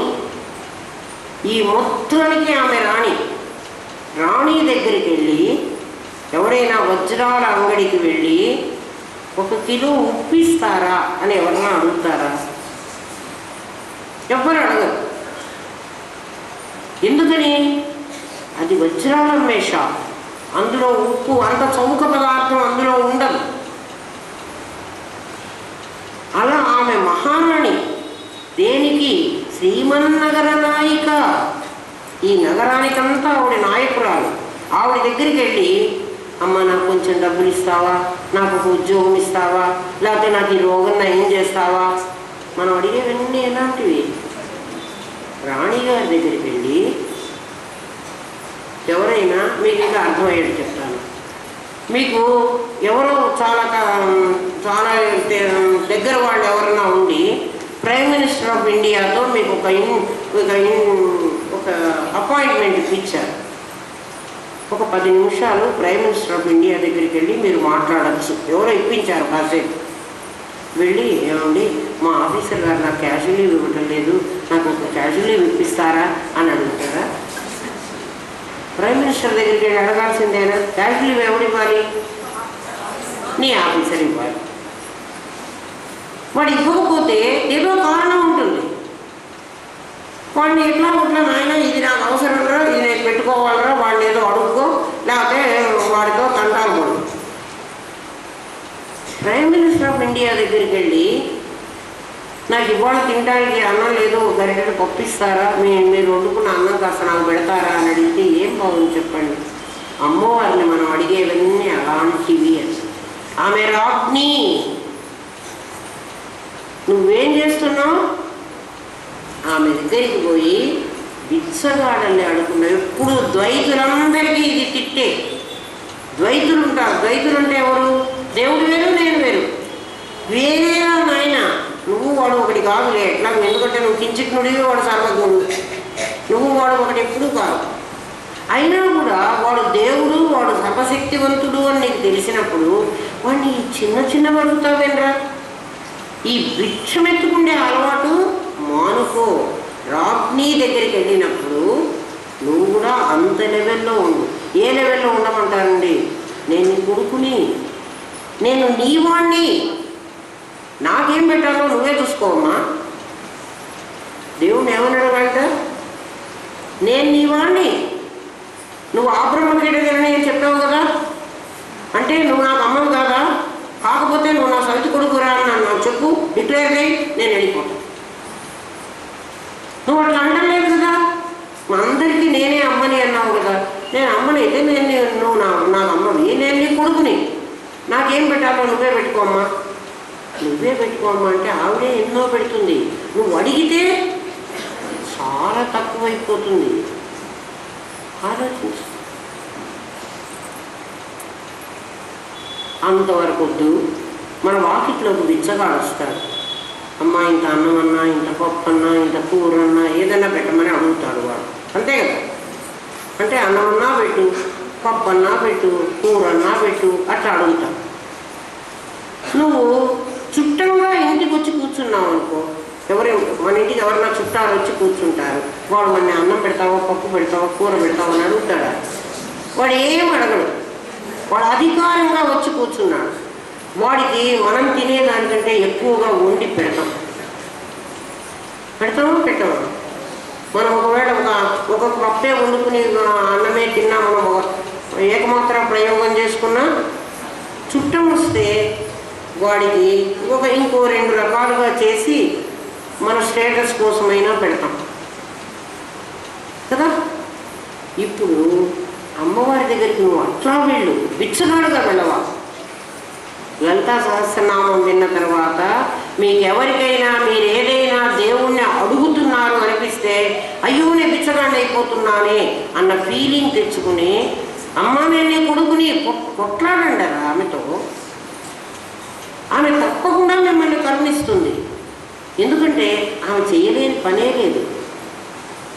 అహం బ్రహ్మాస్మి అనుకునే ధైర్యం లేకపోతే, ద్వైతంగా దేవుడు వేరే ఉన్నాడు అని అనుకున్నా కూడా లిమిటెడ్ సుఖాలు అడగవాకండి, అన్లిమిటెడ్ సుఖాలు అడగండి. ఆమె ఇస్తుంది. అదేంటి అన్లిమిటెడ్? ఆనందం, బ్రహ్మానందం, పరమ సుఖదం, కేవలం జ్ఞానమూర్తిం. అట్లాంటి వాళ్ళ దగ్గరికి వెళ్ళి ఇదే అడుక్కోకండి. మీరు ఇదివరకు ఏమన్నా అడుక్కొని ఉంటే అది మాఫీ చేసుకోండి. ఇప్పుడు మాత్రం లలితా సహస్రనామం విన్న తర్వాత మీరు అడుగుతున్నది రాజ్ఞి శ్రీమన్నగర నాయిక దగ్గరికి వెళ్ళారు, ఆమెను అడుగుతున్నారు. కనీసం అడిగే వాడి స్టేటస్ నన్ను మీరు ఆలోచించండి కదా. వాడి దగ్గరికి వెళ్ళి ఇది అడిగితే ఏమన్నా బాగుంటుందా? అట్లా అడగవాకండి. చిన్నవి అడగవాకండి. చిన్నవి అడిగినా ఆమె ఇవ్వలేదు. ఎందుకు ఇవ్వలేదు? నువ్వు పరిమితంగా ఉండి పరిమితమైన కోరికలు కోరుతుంటే ఇవ్వనని అనదు. ఒరే నాయన, నువ్వు ఇదివరకు అడిగింది ఇది కదా, ఇది ఇచ్చాను కదా, ఇప్పుడు మళ్ళీ ఇంకొకటి అడుగుతున్నావు, అది మళ్ళీ జన్మకిస్తాను, ఇప్పుడు ఇవ్వడానికి ఇంకా వీలు లేదురా. కంసుడి వాడి దగ్గరికి వెళ్ళి, నాయన నాకు గాజులు చేసి ఏను ఒక బంగారం ముద్ద ఇచ్చాను, వాడు గాజులు చేశాడు, నాకు ఇచ్చాడు. ఈ గాజులు నాకు నచ్చలేదు నాయన, నాకు గొలుసు కావాలి అంటే, అమ్మ ముందు మీరు వచ్చి గాజులు అడిగారు, మీకు గాజులు ఇచ్చాను, ఇప్పుడు మళ్ళీ మీరు నాకు గొలుసు కావాలి అని అడుగుతున్నారు. ఈ గాజులు చెడగొట్టి నేను గొలుసు చేయాలి అంటే ఇది దానికి 2వ జన్మేనా? మీరు కూడా అడిగే కోరికలు మళ్ళీ ఇంకో జన్మలో ఇస్తానంటుంది అమ్మవారు. మరి అదిష్టమా మనకి? లేదమ్మా, మొత్తం నీదంతా నాదే ఇచ్చేయి, నన్ను ఏం చేస్తే నీదంతా నాదే అవుతుందో అది చెయ్యి. ఏం చేస్తుంది? చచ్చినట్టు నేను తీసుకెళ్ళి ఆ సీట్లో కూర్చోబెడుతుంది. తర్వాత ఛత్రం పెట్టేవాడు ఛత్రం, చామరం పెట్టేవాడు చామరం, అన్నీ పెట్టేస్తాడు. గురుదేవుడు నాకు ఒక కథ చెప్పేవాడు. ఒక రాజుగారికి ఒక కొడుకు ఉన్నట్ట, అప్పుడే పుట్టాడు. అందరూ నామకరణమో లేకపోతే 1 year బర్త్డే సెలబ్రేషనో ఏదో చేశారు. ఊరి జనాలందరినీ పిలిచారు, రాజకుమారుని చక్కగా అలంకరించారు, వాడికి ఒక డ్రెస్ అది వేశారు. పుట్టినరోజు కదా, అందులో రాజు కొడుకుది చాలా బాగుంది అనుకున్నారు. రాజకుమారుడు ఆ అలంకారము అంతా చూసి అందంగా బాగున్నాడు అనుకున్నారు. వాడికి వేసిన నగలన్నీ చూసి ఒక బందిపోటు దొంగకి ఈ పిల్లవాడిని కాజేస్తే ఆ నగలన్నీ నాకు వస్తాయి కదా అని వాడికి ఆశ పుట్టింది. ఎందుకంటే ఒక్కొక్కరికి ఒక్కొక్క భావం కలుగుతుంది. అలాగే వీడికి ఆ భావం కలిగింది ఈ దొంగవాడి. ఈ ఫంక్షన్ అంతా అయిపోయిన తర్వాత రాణిగారు ఆ పిల్లవాడిని ఎక్కడో పడుకోబెట్టారు. రాణిగారు అంతఃపురంలో ఉన్నారు. పిల్లవాడు దారితో వాడున్నాడు. ఈ దొంగవాడు రహస్యంగా వచ్చి ఆ పిల్లవాడిని ఎత్తుకుపోయి వాడి దగ్గర ఉన్న నగలన్నీ తీసుకుని వాడిని చంపేద్దాం అనుకున్నాడు. ముందు వాడు దొంగవాడు అనుకోవడం ఉద్దేశం అది. నగలన్నీ వచ్చేసుకున్నాడు. వాడి డ్రెస్ అంతా తీసేశాడు. ఆ పిల్లవాడిని చంపబోయినప్పుడు వాడికి మనసులో అనిపించిందిట, పిల్లవాడు ఏం చేశాడు పాపం, దొంగవాడు కూడా పాపం మంచివాడే, దొంగతనాలు చేసి బతుకుతున్నాడు. కానీ వాడికి అనిపించిందిట, పిల్లవాడిని చంపటం ఎందుకు, వీడిని పెంచుకుంటే నాకు కూడా పిల్లలు లేరు కదా, అందులో రాజకుమారుడు కదా, నేను ఎట్లా పెరిగితే అట్లా పెరుగుతాడు, గొప్పింటి పిల్లవాడు, నేను పెంచుకున్నానులే, ఈ డబ్బులన్నీ తీసేసుకున్నాను, పిల్లవాడిని పెంచుకున్నానులే అనుకున్నాక అడవిలో కదా, దొంగవాడు అడవిలో ఉంటాడు. ఆ అడవిలో ఆ పిల్లవాడిని పెంచుతూ వచ్చాడు. పిల్లవాడికి ఏం తెలుస్తుంది, వీడి కొడుకే వీడే నాన్న, నేనే కొడుకుని అనుకుంటాడు. వీడి నగలు ఇవన్నీ కూడా దాచుకున్నాడు. ఆ పిల్లవాడికి మెల్లమెల్లగా దొంగతనం ఎలా చేయాలి, బందిపోడు దొంగగా ఉంటే ఎట్లా ఉండాలి, ఎట్లా తప్పించుకుని తిరగాలి, రాజుగారికి పట్టుబడకుండా ఈ విద్యలన్నీ బాగా నేర్పించేశాడు. ఎవడికి? ఈ కొడుక్కి, రాజకుమారుడే వాడు. ఈ కొడుక్కి బాగా నేర్పించి పెట్టాడు. వీడన్నీ బాగా నేర్చుకున్నాడు. ఈ దొంగ విద్యలన్నీ వీడికి బాగా వచ్చాయి. పిల్లవాడు ఒక 5 ఏళ్ల వాడు అయిపోయినాడు. ఈ ముసలి దొంగ చచ్చిపోయే పరిస్థితి వచ్చింది. వీడికి మాత్రమే తెలుసు ఈ పిల్లవాడు రాజకుమారుడు అన్న సంగతి. అరే నేను ఎట్లాగో చచ్చిపోతున్నాను. వీడి మీద కొంచెం వ్యామోహం కూడా ఎక్కువైంది. ఈ దొంగ తండ్రికి వ్యామోహం కూడా ఎక్కువైంది పిల్లవాడి మీద. ఎంత ఇచ్చినా వీడి దొంగతనం చేసేదే నేను నేర్పించాను, వీడు ఎప్పుడు జీవితాంతం దొంగగా బతకాలి. దొంగగా బతకాలంటే ఎప్పుడైనా రాజుగారు పట్టుకుంటే వీడికి జైలు శిక్ష విధిస్తాడు, లేక ఉరి శిక్ష కూడా విధించవచ్చు. నేను సత్యం వీడి దగ్గర ఇప్పుడు చెప్పినట్లయితే రాజు ఒకవేళ నన్ను శిక్షిస్తాడంటే మరణశిక్షే కదా, మ్యాక్సిమం మరణశిక్ష, అంతకంటే శిక్షలు ఏమి ఉండవు. అంటే అది ఆఖరి. నన్ను మా అయితే చంపేస్తాడు, అంతే కదా. నేను ఎట్లా చావుకు సిద్ధంగానే ఉన్నా, రేపో ఎక్కడో చచ్చిపోయేటట్లున్నా. వీడికి యథార్థం నిజం చెప్పేద్దామా అని అనుకుని ఒకరోజు ఆ పిల్లవాడి దగ్గరికి పిలిచి, నాయనా నువ్వు నాతోరా అని, ఈ చిన్నప్పుడు ఈ సంవత్సరం పిల్లవాడప్పుడు వీడి సొమ్ములు, వీడి చొక్కా, ఈ వెల్వెట్ డ్రెస్సు అవన్నీ కూడా తీసుకుని మూట కట్టుకుని పిల్లవాడిని తీసుకుని రాజుగారి దగ్గరికి వెళదాను రా అన్నాడు. ఈ పిల్లవాడు రాజుగారి దగ్గరికి తండ్రితో పాటు వెళ్ళాడు. ఎందుకు మా నాన్న రాజు కనపడకూడదు అసలు దొంగలు, మరి ఎందుకు రమ్మంటున్నాడో చూద్దాం అనుకుని తండ్రి కొడుకు ఇద్దరు కలిసి రాజుగారి దర్బారుకు వెళ్ళారు. వెళ్ళి దొంగవాడు రాజుతో, రాజా వీడు నీ కొడుకు అన్నాడు. ఇదేమిటి, వీడి పిల్లవాడికి కూడా ఆశ్చర్యంగా ఉంది. ఇదేమిటి ఇక్కడికి తీసుకొచ్చి మా నాన్న రాజు కొడుకునని చెప్తున్నాడు ఏమిటి వీడు అని. రాజుగారికి కూడా ఆశ్చర్యమైంది. ఇదేమిటయ్యా నా కొడుకు అంటావు, నువ్వు ఎవరినో తీసుకొచ్చి అని రాజుగారు అంటున్నాడు. ప్రజలందరూ ఆశ్చర్యపోతున్నారు. మీ అందరికీ నిజం చెప్తాను, ఒకప్పుడు నేను రాజకుమారుని దొంగతనం చేశాను. ఇదిగో ఈ పిల్లవాడు, వాడు ఆ రోజు కట్టుకున్న బట్టలు ఇవి, వాడు ఆ రోజు పెట్టుకున్న నగలు ఇవి. ఈ నగల మీద ఆశతో నేను వీడిని దొంగిలించాను. ఈ పిల్లవాడు ఇంత పెద్దవాడైనాడు, ఇన్ని సంవత్సరాలు వాడిని చంపకుండా నేను పెంచి పెద్ద చేశాను.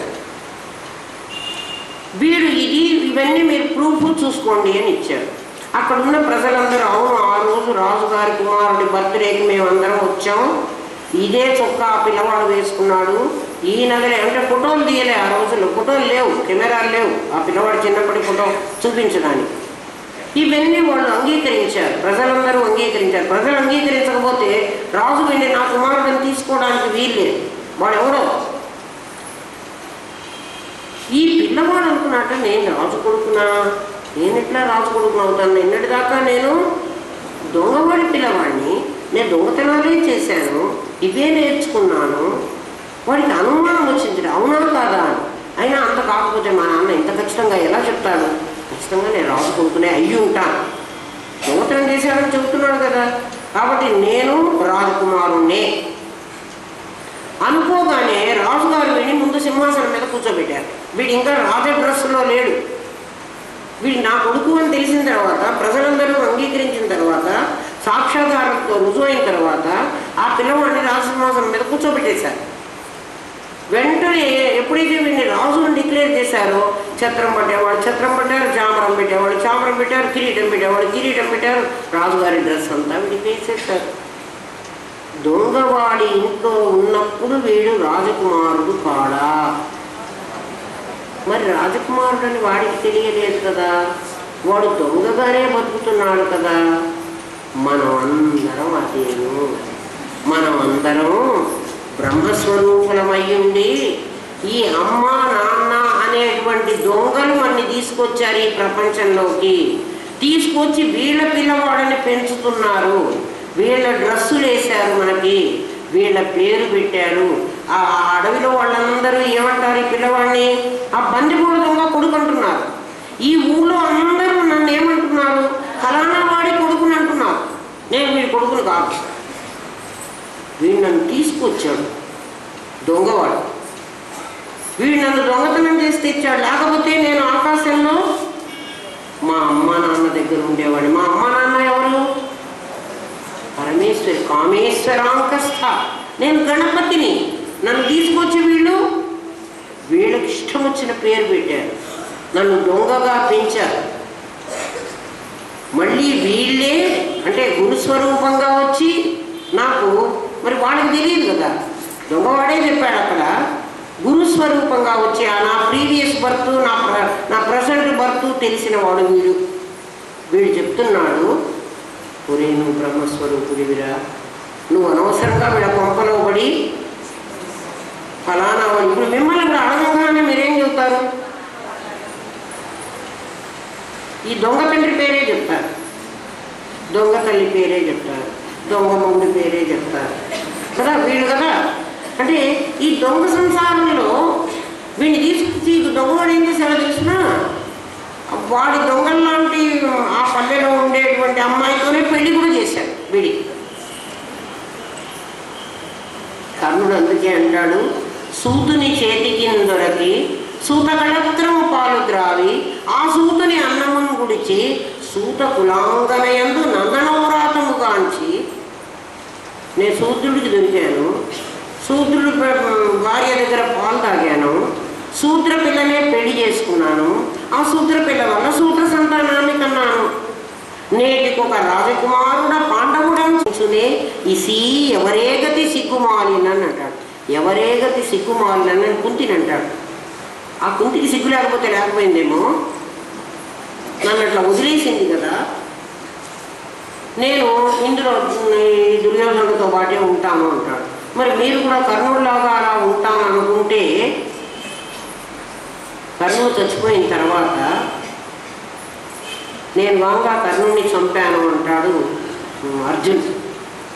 కర్ణుడు అంటాడు, వాడిని నేను చంపగలిగాను బావా, నేను చాలా గొప్ప సమర్థుణ్ణి కదా అని అంటే, కృష్ణుడు అంటాడు, అర్జున నువ్వొక్కడివి చంపలేదు కర్ణుడిని, నీ చేతను నా చేతను వరమడిగిన కుంతి చేత వాసవు చేతను ధర చేత శల్యు చేతను అరయంగా కర్ణుడు ఈల్గే 6 చేతను.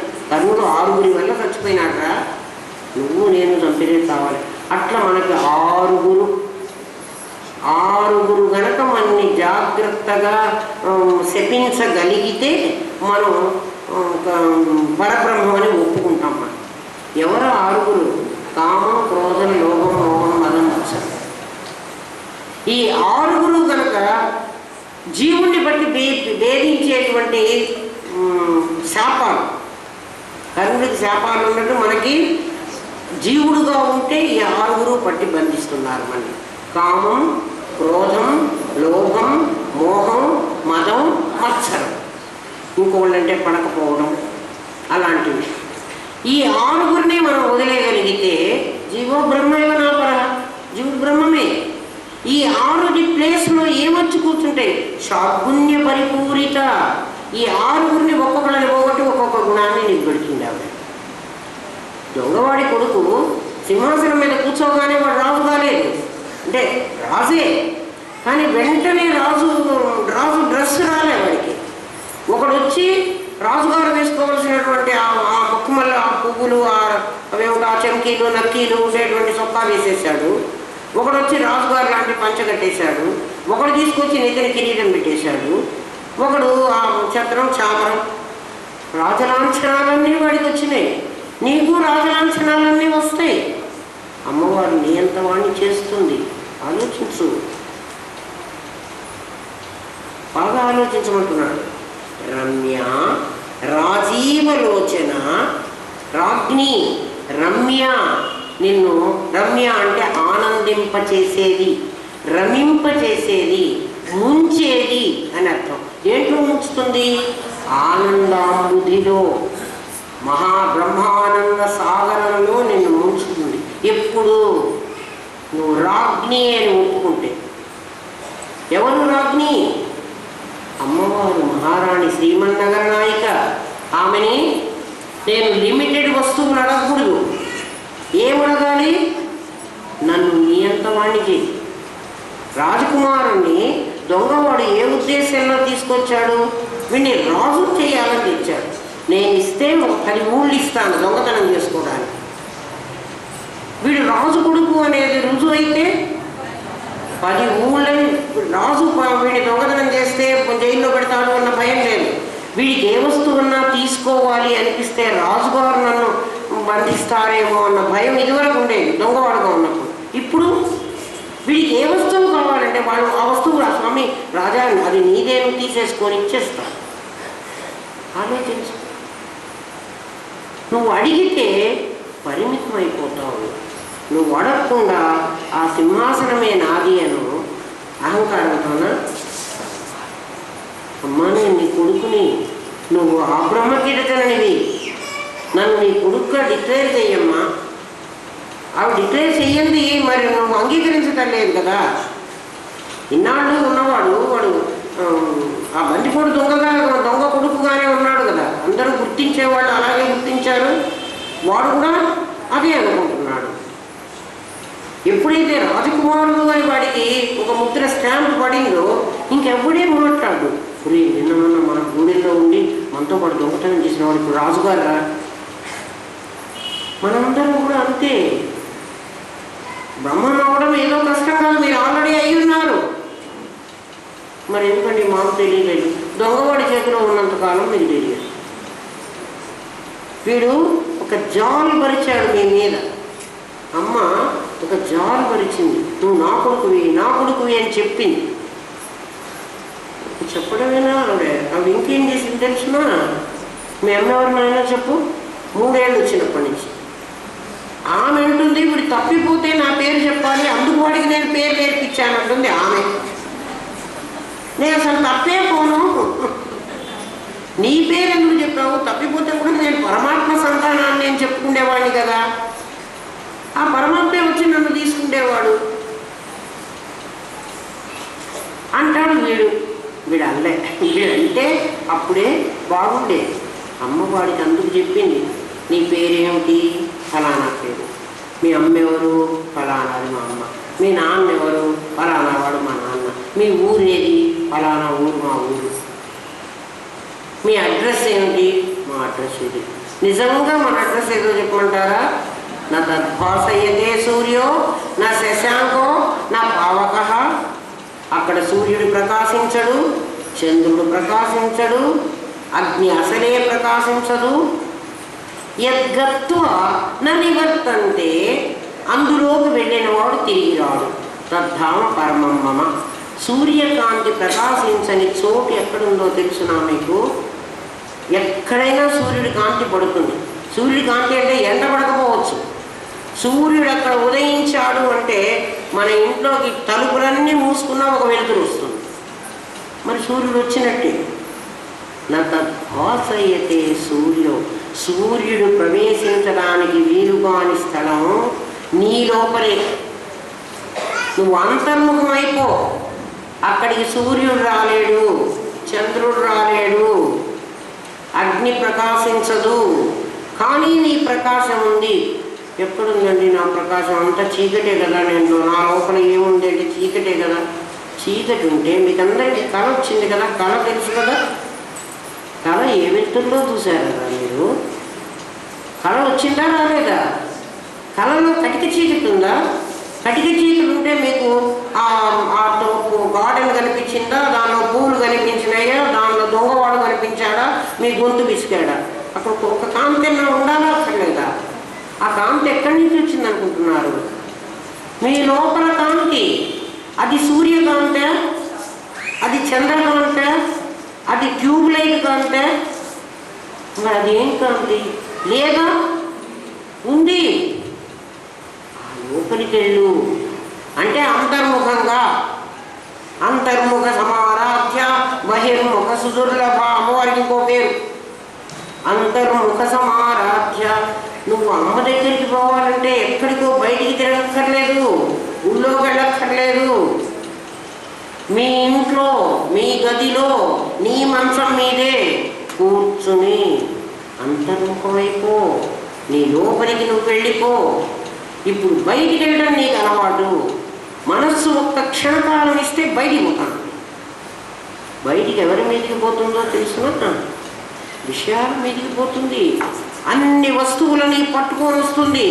ఆ చెత్త చెదారం అంతా తీసుకొచ్చి నేను ఎత్తిలో పెడుతున్నాను. దాంతో నీకు సమస్యలు వస్తున్నాయి. అంతర్ముఖము, నీకు సమస్య లేదు. అంతర్ముఖ సమారాధ్య బహిర్ముఖ సుదుర్లభ. నువ్వు గుడికి వెళ్ళినా, తీర్థయాత్రలకు వెళ్ళినా, కొండలకు వెళ్ళినా, కోనలు ఎక్కినా అమ్మవారు సుదుర్లభ, దొరకదు పో అన్నాడు. దుర్లభ అంటే లభించదు. మరి ఎక్కడ లభిస్తుంది? అంతర్ముఖ సమారాధ్య, లోపల లభిస్తుంది. నీ లోపల లభించిందంటే అప్పుడు బయట కూడా తెలుస్తుంది. నీ లోపల అమ్మవారు తెలిస్తే గురుదేవులు మాకు ఎలా అర్థమయ్యేది చెప్తారంటే, నీ దగ్గర ఉన్నది బంగారము అని నీకు తెలిస్తే, అంటే బంగారం ఎట్లా ఉంటుంది అని నువ్వు టెస్ట్ చేసి, బంగారం ఇలా మెరుస్తూ ఉంటుంది, బంగారం ఇంత బరువు ఉంటుంది. ఇత్తడి నగలైతే ఇలాంటివి నీకు బరువు ఉండదు, చేత్తో పట్టుకోగానే నీకు తెలిసిపోతుంది. నీ బంగారం నీకు బంగారం అని అర్థమైతే ఎవరి మెళ్ళో వేసుకున్నానో బంగారాన్ని గుర్తించగలవు. అంతర్ముఖ సమారాధ్య బహిర్ముఖ సుదుర్లభ. నువ్వు బయట కూడా నీకు అప్పుడు లభిస్తుంది. నీ లోపల నువ్వు వెతుక్కుంటే లోపల దొరుకుతుంది. ముందు లోపల దొరికించుకోవాలి. లోపల దొరికించుకోవడం అంటే అహం బ్రహ్మాస్మి అని నిర్ణయించుకో. అప్పుడు సర్వం కల్విదం బ్రహ్మ నీకు తెలుస్తుంది. ముందు నాకు సర్వం కల్విదం బ్రహ్మ తెలియదు, అసలు తెలియదు నాయన. ముందు ఇంట గెలిచి రచ్చ గెలవు అన్నారు. ఇంట్లో ముందు గెలు. ఇంట్లో ఎవరున్నారు? నా దగ్గర శత్రువులు. నా దగ్గర శత్రువులు ఎవరు? కామ క్రోధశ్చ లోభశ్చ దేహే తిష్టంతి తస్కరాః. నా శరీరంలో కామం, క్రోధం, లోభం, ఇంకా మిగిలినవన్నీ పాపం శంకర భగవత్పాదులు చెప్పలేక కామ క్రోధశ్చ లోభశ్చ దేహే, నీ దేహంలో తిష్టంతి. స్థావరంగా దొంగలు మన దగ్గర 6 కూర్చున్నారు. తస్కరాః, దొంగలు వాళ్ళు. ఎందుకయ్యా వాళ్ళు కూర్చున్నారు? జ్ఞానరత్నాపహారాయ, జ్ఞానరత్నం ఉందిరా నీ దగ్గర, అది దొంగతనం చేయటానికి కూర్చున్నారు వాళ్ళు. తస్మాత్ జాగ్రత్త జాగ్రత్త. ఎవరనైనా దొంగలు ఉన్నారు ఇంట్లో, ఎట్లా పడుకుంటావు? ఇంట్లో దొంగవాడు వచ్చి ప్రవేశిస్తే ఏమోలే, వాడు డైమండ్స్ ఎత్తుకుపోతే ఎత్తుకొని, బంగారం ఎత్తుకుపోతే ఎత్తుకొని, ఏదో నన్ను చంపకుండా ఉంటే చాలే అని గదిలో తలుపు మూసుకొని పడుకుంటావా? నన్ను చంపితే చంపని అని వాడిని ఎదిరిస్తావు. మరి ఈ దొంగవాడిని ఎదిరించకుండా లోపల దాచిపెట్టుకుని రోజు వాడి దగ్గర వాడు అన్నీ నీ సరంజామా అంతా కాజేస్తూ ఉంటే హాయిగా ఆనందంగా నవ్వుకుంటూ కూర్చున్నావే. సార్ ఆలోచన. అంతర్ముఖ సమారాధ్య, ఆలోచించు. రంజని రమణి రస్య రణకింకిణి మేఖల. మీకు నిన్న రంజని చెప్పలేదు కదా. రంజని అంటే రంగు పులిమింది. రంగు ఎప్పుడైతే రంగు పులమడం అంటే పెయింట్ వేసేసింది. పెయింట్ వేస్తే ఏమవుతుందో తెలిసిన, అంతకుముందు ఉన్న రంగు కనపడకుండా పోతుంది. కొత్త రంగు వేసేస్తే అంతకుముందు ఉన్న రంగు కనపడకుండా పోతుంది. ఇది అమ్మ యొక్క తిరోధానం. రంజని ఆమె. రంజని అంటే నీకు పెయింట్ పులిమేసింది. ఏమని? నువ్వు బ్రహ్మమైతే నీకు జీవత్వం పెయింట్ పులిమింది. నువ్వు జీవుడి అనుకుంటున్నావు. పెయింట్ వేశారు అని తెలిస్తే ఏ టర్పెంటైనో ఏ కెరసనాయిలో తీసుకొచ్చి తుడిస్తే పోదా? తుడవనంత వరకు ఉంటుంది. అహం బ్రహ్మాస్మి అనేటువంటి కెరసనాయిలు తెచ్చి, టర్పెంటైల్ తెచ్చి ఈ రంజనీని తుడుచుకో. నువ్వు పులుముకున్నావు. నువ్వు జీవత్వం అనేటువంటి రంగు పులుముకున్నావు. అంతకుముందు ఒరిజినల్ నీ రంగు ఏమిటి?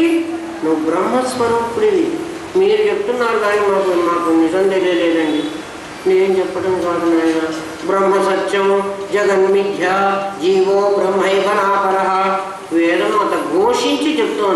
అరిచి చెప్తోంది. నువ్వు దొంగమ్మ సంగతి మాట వింటున్నావు కానీ వేదమాత చెప్పిన మాట నువ్వు వింటలేదు. ఒరిజినల్ అమ్మ చెప్తోంది ఈ మాట, నకిలీ అమ్మ మాట వింటున్నావు. ఏమ్మా నిన్నటిదాకా మీరు మాతృదేవిని గురించి అంత గొప్పగా చెప్పి ఇవాళ మా అమ్మను నకిలీ అమ్మ అంటున్నారు. ఇది అన్యాయం కదా. ఏం అన్యాయం కాదమ్మా.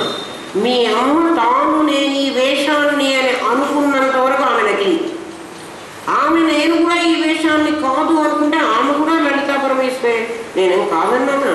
యాదేవి సర్వభూతేషు మాతృరూపేణ సంస్థిత నమస్తస్యై నమః. మీ అమ్మను నేను నకిలీ అమ్మ అంటం లేదమ్మా. మీ అమ్మ దేహాన్ని నకిలీ దేహం అంటున్నా, నీ దేహాన్ని నకిలీ దేహమే అంటున్నా. ఈ నకిలీని వదిలేసి అసలు పట్టుకో. అప్పుడు మీ అమ్మ నువ్వు ఇద్దరు ఉన్నారు, ఒకళ్ళే ఉంటారు. అయ్యో మా అమ్మ లేకపోతే ఎట్లా? మీ అమ్మ నువ్వు ఇద్దరు ఉండరురా. నామరూప క్రియలు దాటితే ఇద్దరు లేరు. ఏకమేవాద్వితీయం బ్రహ్మ, ఒక్కడే ఉన్నట్ట. ఆ ఒక్కడు ఎవరంటే లేఖనానాస్తికించండి, నేను ఒక్కడిని. మా గురువుగారు కూడా లేరు. అయితే గురువుగారు కూడా లేరంటే నీకు అహంకారం కలుగుతుందని నా గురువే ఉన్నాడు నేనే లేను అనుకోమంటారు. అయ్యా ఉన్నది ఎవరన్నా ఉన్నాడు అంటే అది నా గురు స్వరూపమే ఉంది, నేను లేను, నేనంటూ ప్రత్యేకంగా లేను. యావుదే పకీర్ అని ఒక పకీరు ఉన్నాడు. ఆ పకీరు సముద్ర పొట్టులో నడుచుకుంటూ, గుడ్డివాడు పాపం, అంటే గుడ్డివాడంటే అంత బాగా కళ్ళు కనపడవు కానీ కళ్ళు మూసుకుని ఏదో పాటలు పాడుకుంటూ భగవంతుని గురించి ధ్యానం చేసుకుంటూ వెళుతూ ఉండేవాడు. ఆ పకీరు సముద్రం ఒడ్డున అందరి అడుగులు కనిపిస్తూ ఉండేవి. వాడు అనుకుంటూ ఉండేవాట, పరమాత్మ నన్ను కాపాడుతూ నాతో కూడా ఇలా అడుగులు వేసుకుంటూ నువ్వు కూడా నడుస్తున్నావు, నేను కూడా నడుస్తున్నా అంటే దేవుణ్ణి తనకంటే భిన్నంగా అనుకునేవాడు. మన ఇద్దరం నడుస్తున్నావు, నువ్వు నా వెంట నడుస్తున్నావు, నాకు తోడు నీడగా ఉన్నావు అని అనుకుంటూ ఏవో పాటలు పాడుకుంటూ పకీరు పోతున్నాడు. ఒకరోజు వర్షం వచ్చిందిట, ఎవ్వరూ సముద్ర పొడుగు రాలేదు. వీడొక్కడే పోతున్నాడు, ఆకలితో ఉన్నాడు, చాలా బాధపడుతూ నడుస్తూ వెళుతూ ఉన్నట్ట. భగవంతుడిని ఇట్లాగే పాట పాడుకుంటూ ఉన్నట్ట. కింద చూస్తే సముద్ర ఒడ్డున ఎవరి అడుగులు కనిపించలేదు. ఓ దేవుడా, నువ్వు కూడా నన్ను వదిలేశావు, ఇన్నాళ్ళు నువ్వు నా వెంట వస్తున్నావు అని నేను అనుకుంటున్నాను, నువ్వు నా వెంట రాకుండా చూడు, వెంట వస్తే నా అడుగులు నీ అడుగులు రెండు ఉండాలి కదా, సముద్ర ఒడ్డున అడుగులు లేవు, మరి నువ్వు కూడా నన్ను వదిలేసావా అని బోర్న ఏడుస్తున్నట్ట. వాడికి వెంటనే లోపల నుంచి ఒక థాట్ వచ్చింది. దేవుడు లోపల నుంచి వాడితో మాట్లాడుతున్నట్ట. లోపల నుంచే మాట్లాడాలి, బయట నుంచి మాట్లాడేవాడు దేవుడు కాదు. అందుకే చూడండి ఆకాశవాణి అంటారు, అంటే బయట నుంచి మాట్లాడితే దేవుడు లోపల అంతర్వాణి, లోపల నుంచి మాట్లాడాలి. మాట్లాడట, యావదప్పకి నువ్వేమిట్రా నేను నీ వెంట రాలేదనుకుంటున్నావు, నేనే నిన్ను ఎత్తుకుని నడిచానురా, ఆ అడుగులన్నీ నావి, నువ్వు నా ఒళ్ళో ఉన్నావురా అంటే నేను ఎత్తుకున్నా. నేను అప్పుడు ఏమైనాడు, ఒక్కడే ఉంటాడు. అట్లా గురువు ఒకడు శిష్యుడు ఒకడు ఇద్దరు ఉండరు. గురుర్నైవ శిష్య చిదానంద రూప శివోహం శివోహం అన్నటువంటి స్థితి నీకు అర్థమైతే, గురువు లేడు శిష్యుడు లేడు కాదు, గురువో శిష్యుడో ఒకడు ఉంటాడు. శిష్యుడు నేనున్నాను అనుకుంటే వీడికి అహంకారం కలుగుతుందని నా గురుదేవులే ఉన్నారు. మరి నువ్వెక్కడున్నావురా? నేను ఆయన ఒళ్ళో కూర్చున్నాను, నా గురుదేవులు నన్ను ఎత్తుకున్నారు. నన్ను ఎత్తుకుని ఏం చేస్తారు గురుదేవుడు? అమ్మ ఏం చేస్తుంది? పిల్లవాడు కింద నుంచుంటాడు, వాడు ఇంత ఉంటాడు, అమ్మేమో ఇంత ఉంటుంది. అమ్మ ఏం చేస్తుంది? వంగి ఆ పిల్లవాడిని ఎత్తుకుని ఇక్కడ చంకను పెట్టుకుని బాడీ తల తన తల ఈక్వల్గా ఉండేంత చేసుకుంటుంది. అమ్మ ఎప్పుడు ఇక్కడ ఎత్తుకుంటుంది. మీరు చూడండి, పిల్లవాడిని పైకి తీసుకొచ్చుకొని తనంత వాడిని చేస్తుంది.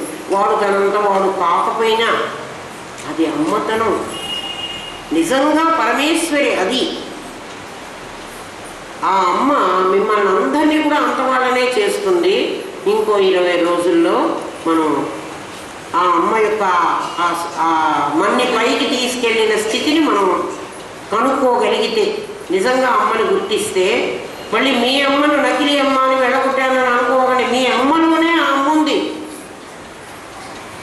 బాగా అర్థం చేసుకోండి. నిన్నదాకా అమ్మని చాలా మాతృమూర్తి అని, ఇదేమిటి ఇవాళ మా అమ్మని తింటున్నారు, మా అమ్మే నాకు ఈ జీవత్వం బోధించినారు పొరపాటుగా అనుకోకండి. మీ అమ్మ శరీరం కాదు, మీ అమ్మ పరమేశ్వరి స్వరూపం. మీరు కూడా ఆ పరమేశ్వరి స్వరూపమే. మీరు శరీరాలు కాదు, శరీరం వేరు, మీరు వేరు, అది గుర్తించండి. ఏమ్మా, మనం ఇప్పుడు రంజని దగ్గర ఉన్నాం. రంజని, రమణి, రమణి కూడా అలాంటిదే. రస్య, రస్య అనేది ఇంకొకటమ్మా. రస్య అంటే రుచి చూడటం. అంటే you must able to feel the divine nectar. నువ్వు దాన్ని రుచి చూడాలి, అప్పుడే నువ్వు ఈ స్థితికి వస్తావు. నువ్వు రస్యావు అవ్వాలి. ఆ డివైన్ నెక్టార్ ఎక్కడుంది అంటే నీ లోపల ఉంది. నువ్వు అది ఫీల్ చేయగలగాలి. దాన్ని అనుభూతి అంటారు. నువ్వు అనుభూతి పొందితేనే నువ్వు ఈ మాట మాట్లాడడానికి నీకు అర్హత ఉంటుంది. లేకపోతే మీ అమ్మే నీకు అమ్మ. నువ్వు కనుక నువ్వు పరమేశ్వరివి అని తెలుసుకుంటే మీ అమ్మలో ఉన్న పరమేశ్వరే నువ్వు, ఇద్దరు ఉండరు, ఒకటవుతారు. అంటే అప్పుడు అది రెండు నిరాకారం కాబట్టి నిరాకారం ఒకటే అవుతుంది. నిరాకారాలు రెండు కలవడానికి వీలేదు. ఆకారాలు రెండైతే కలుస్తాయి. నీళ్ళ మీద గీత గీచామనుకోండి, మీరు గీచినంతసేపు, కర్ర అడ్డం పెట్టినంతసేపు, తాడు అడ్డం పెట్టినంతసేపు ఈ నీళ్లు వేరు, ఈ నీళ్లు వేరుగా ఉంటాయి. మీరు తాడు గీయంగానే రెండు నీళ్లు కలిసిపోతాయి. ఎందుకంటే ఆ ఆకారం రెండు కలిసేది. ఆకాశం అట్లాడిదే. మధ్యలో గోడ కడితే ఆ ఇల్లు వేరు, ఈ ఇల్లు వేరు. ఘటాకాశం, ఘటంలో ఆకాశం వేరు, బయట ఆకాశం వేరు. ఘటం అడ్డం ఉంటుంది. ఘటం పగల కొడితే ఇది అందులో చేరడానికి కష్టమే లేదు. బెలూన్లో గాలి, బెలూన్లో బంధించినప్పుడు లోపలి గాలి, బయటి గాలి. బెలూన్ పగలగొట్టండి, ఆ గాలి ఈ గాలి ఒకటే. అట్లా ఈ దేహ భావాన్ని వదిలేస్తే, మీ అమ్మ దేహభావం వదిలేసి ఆమె వదిలేక్కడే మీరే మీ ఆలోచనలో మీ దేహభావం వదలండి, అమ్మ దేహభావం కూడా వదిలించండి. అప్పుడు అమ్మ నేను రెండు ఒకటే అవుతాను. అయితే రస్య, నువ్వు రస్య అయితేనే అది చేయగలవు, లేకపోతే చేయగలవు. రస్య అంటే నీవే ఆస్వాదించి అనుభవించు. రస్య అంటే తనే అనుభవించినది, రుచి చూసినది, టేస్ట్ చేసినది, అనుభవాన్ని పొందినది రస్య. ఏమ్మా, రేపు చెప్పుకుందాం. రేపు అంటే డిసెంబర్ 24, 25 అది మీరు కనుక్కొని తెలుసుకోండి. ఓం తత్సత్. స్వస్తి ప్రజాభ్య పరిపాలయంతాన్యాయేన మార్గేణ మహేష. ఓం బ్రాహ్మణేభ్య శుభమస్తు నిత్యం. లోకా సమస్తాః సుఖినో భవంతు. ఓం పూర్ణమదః పూర్ణమిదం పూర్ణాత్ పూర్ణముదచ్యతే పూర్ణస్య పూర్ణమాదాయ పూర్ణమేవావశిష్యతే. ఓం శాంతి శాంతి శాంతి. ఓం నమో బ్రహ్మాదిభ్యో బ్రహ్మ విద్యా సాంప్రదాయ కర్తృభ్యో వంశ ఋషిభ్యో గురుభ్యో నమో మహద్భ్యః. సర్వో భద్రవరహిత ప్రజ్ఞానగణః ప్రత్యగర్ధో బ్రహ్మైవాహమస్మి బ్రహ్మైవాహమస్మి బ్రహ్మైవాహమస్మి. మంచిదమ్మా, అందరూ హాయిగా వెళ్ళిరండి. ఇన్ని రోజులు అదే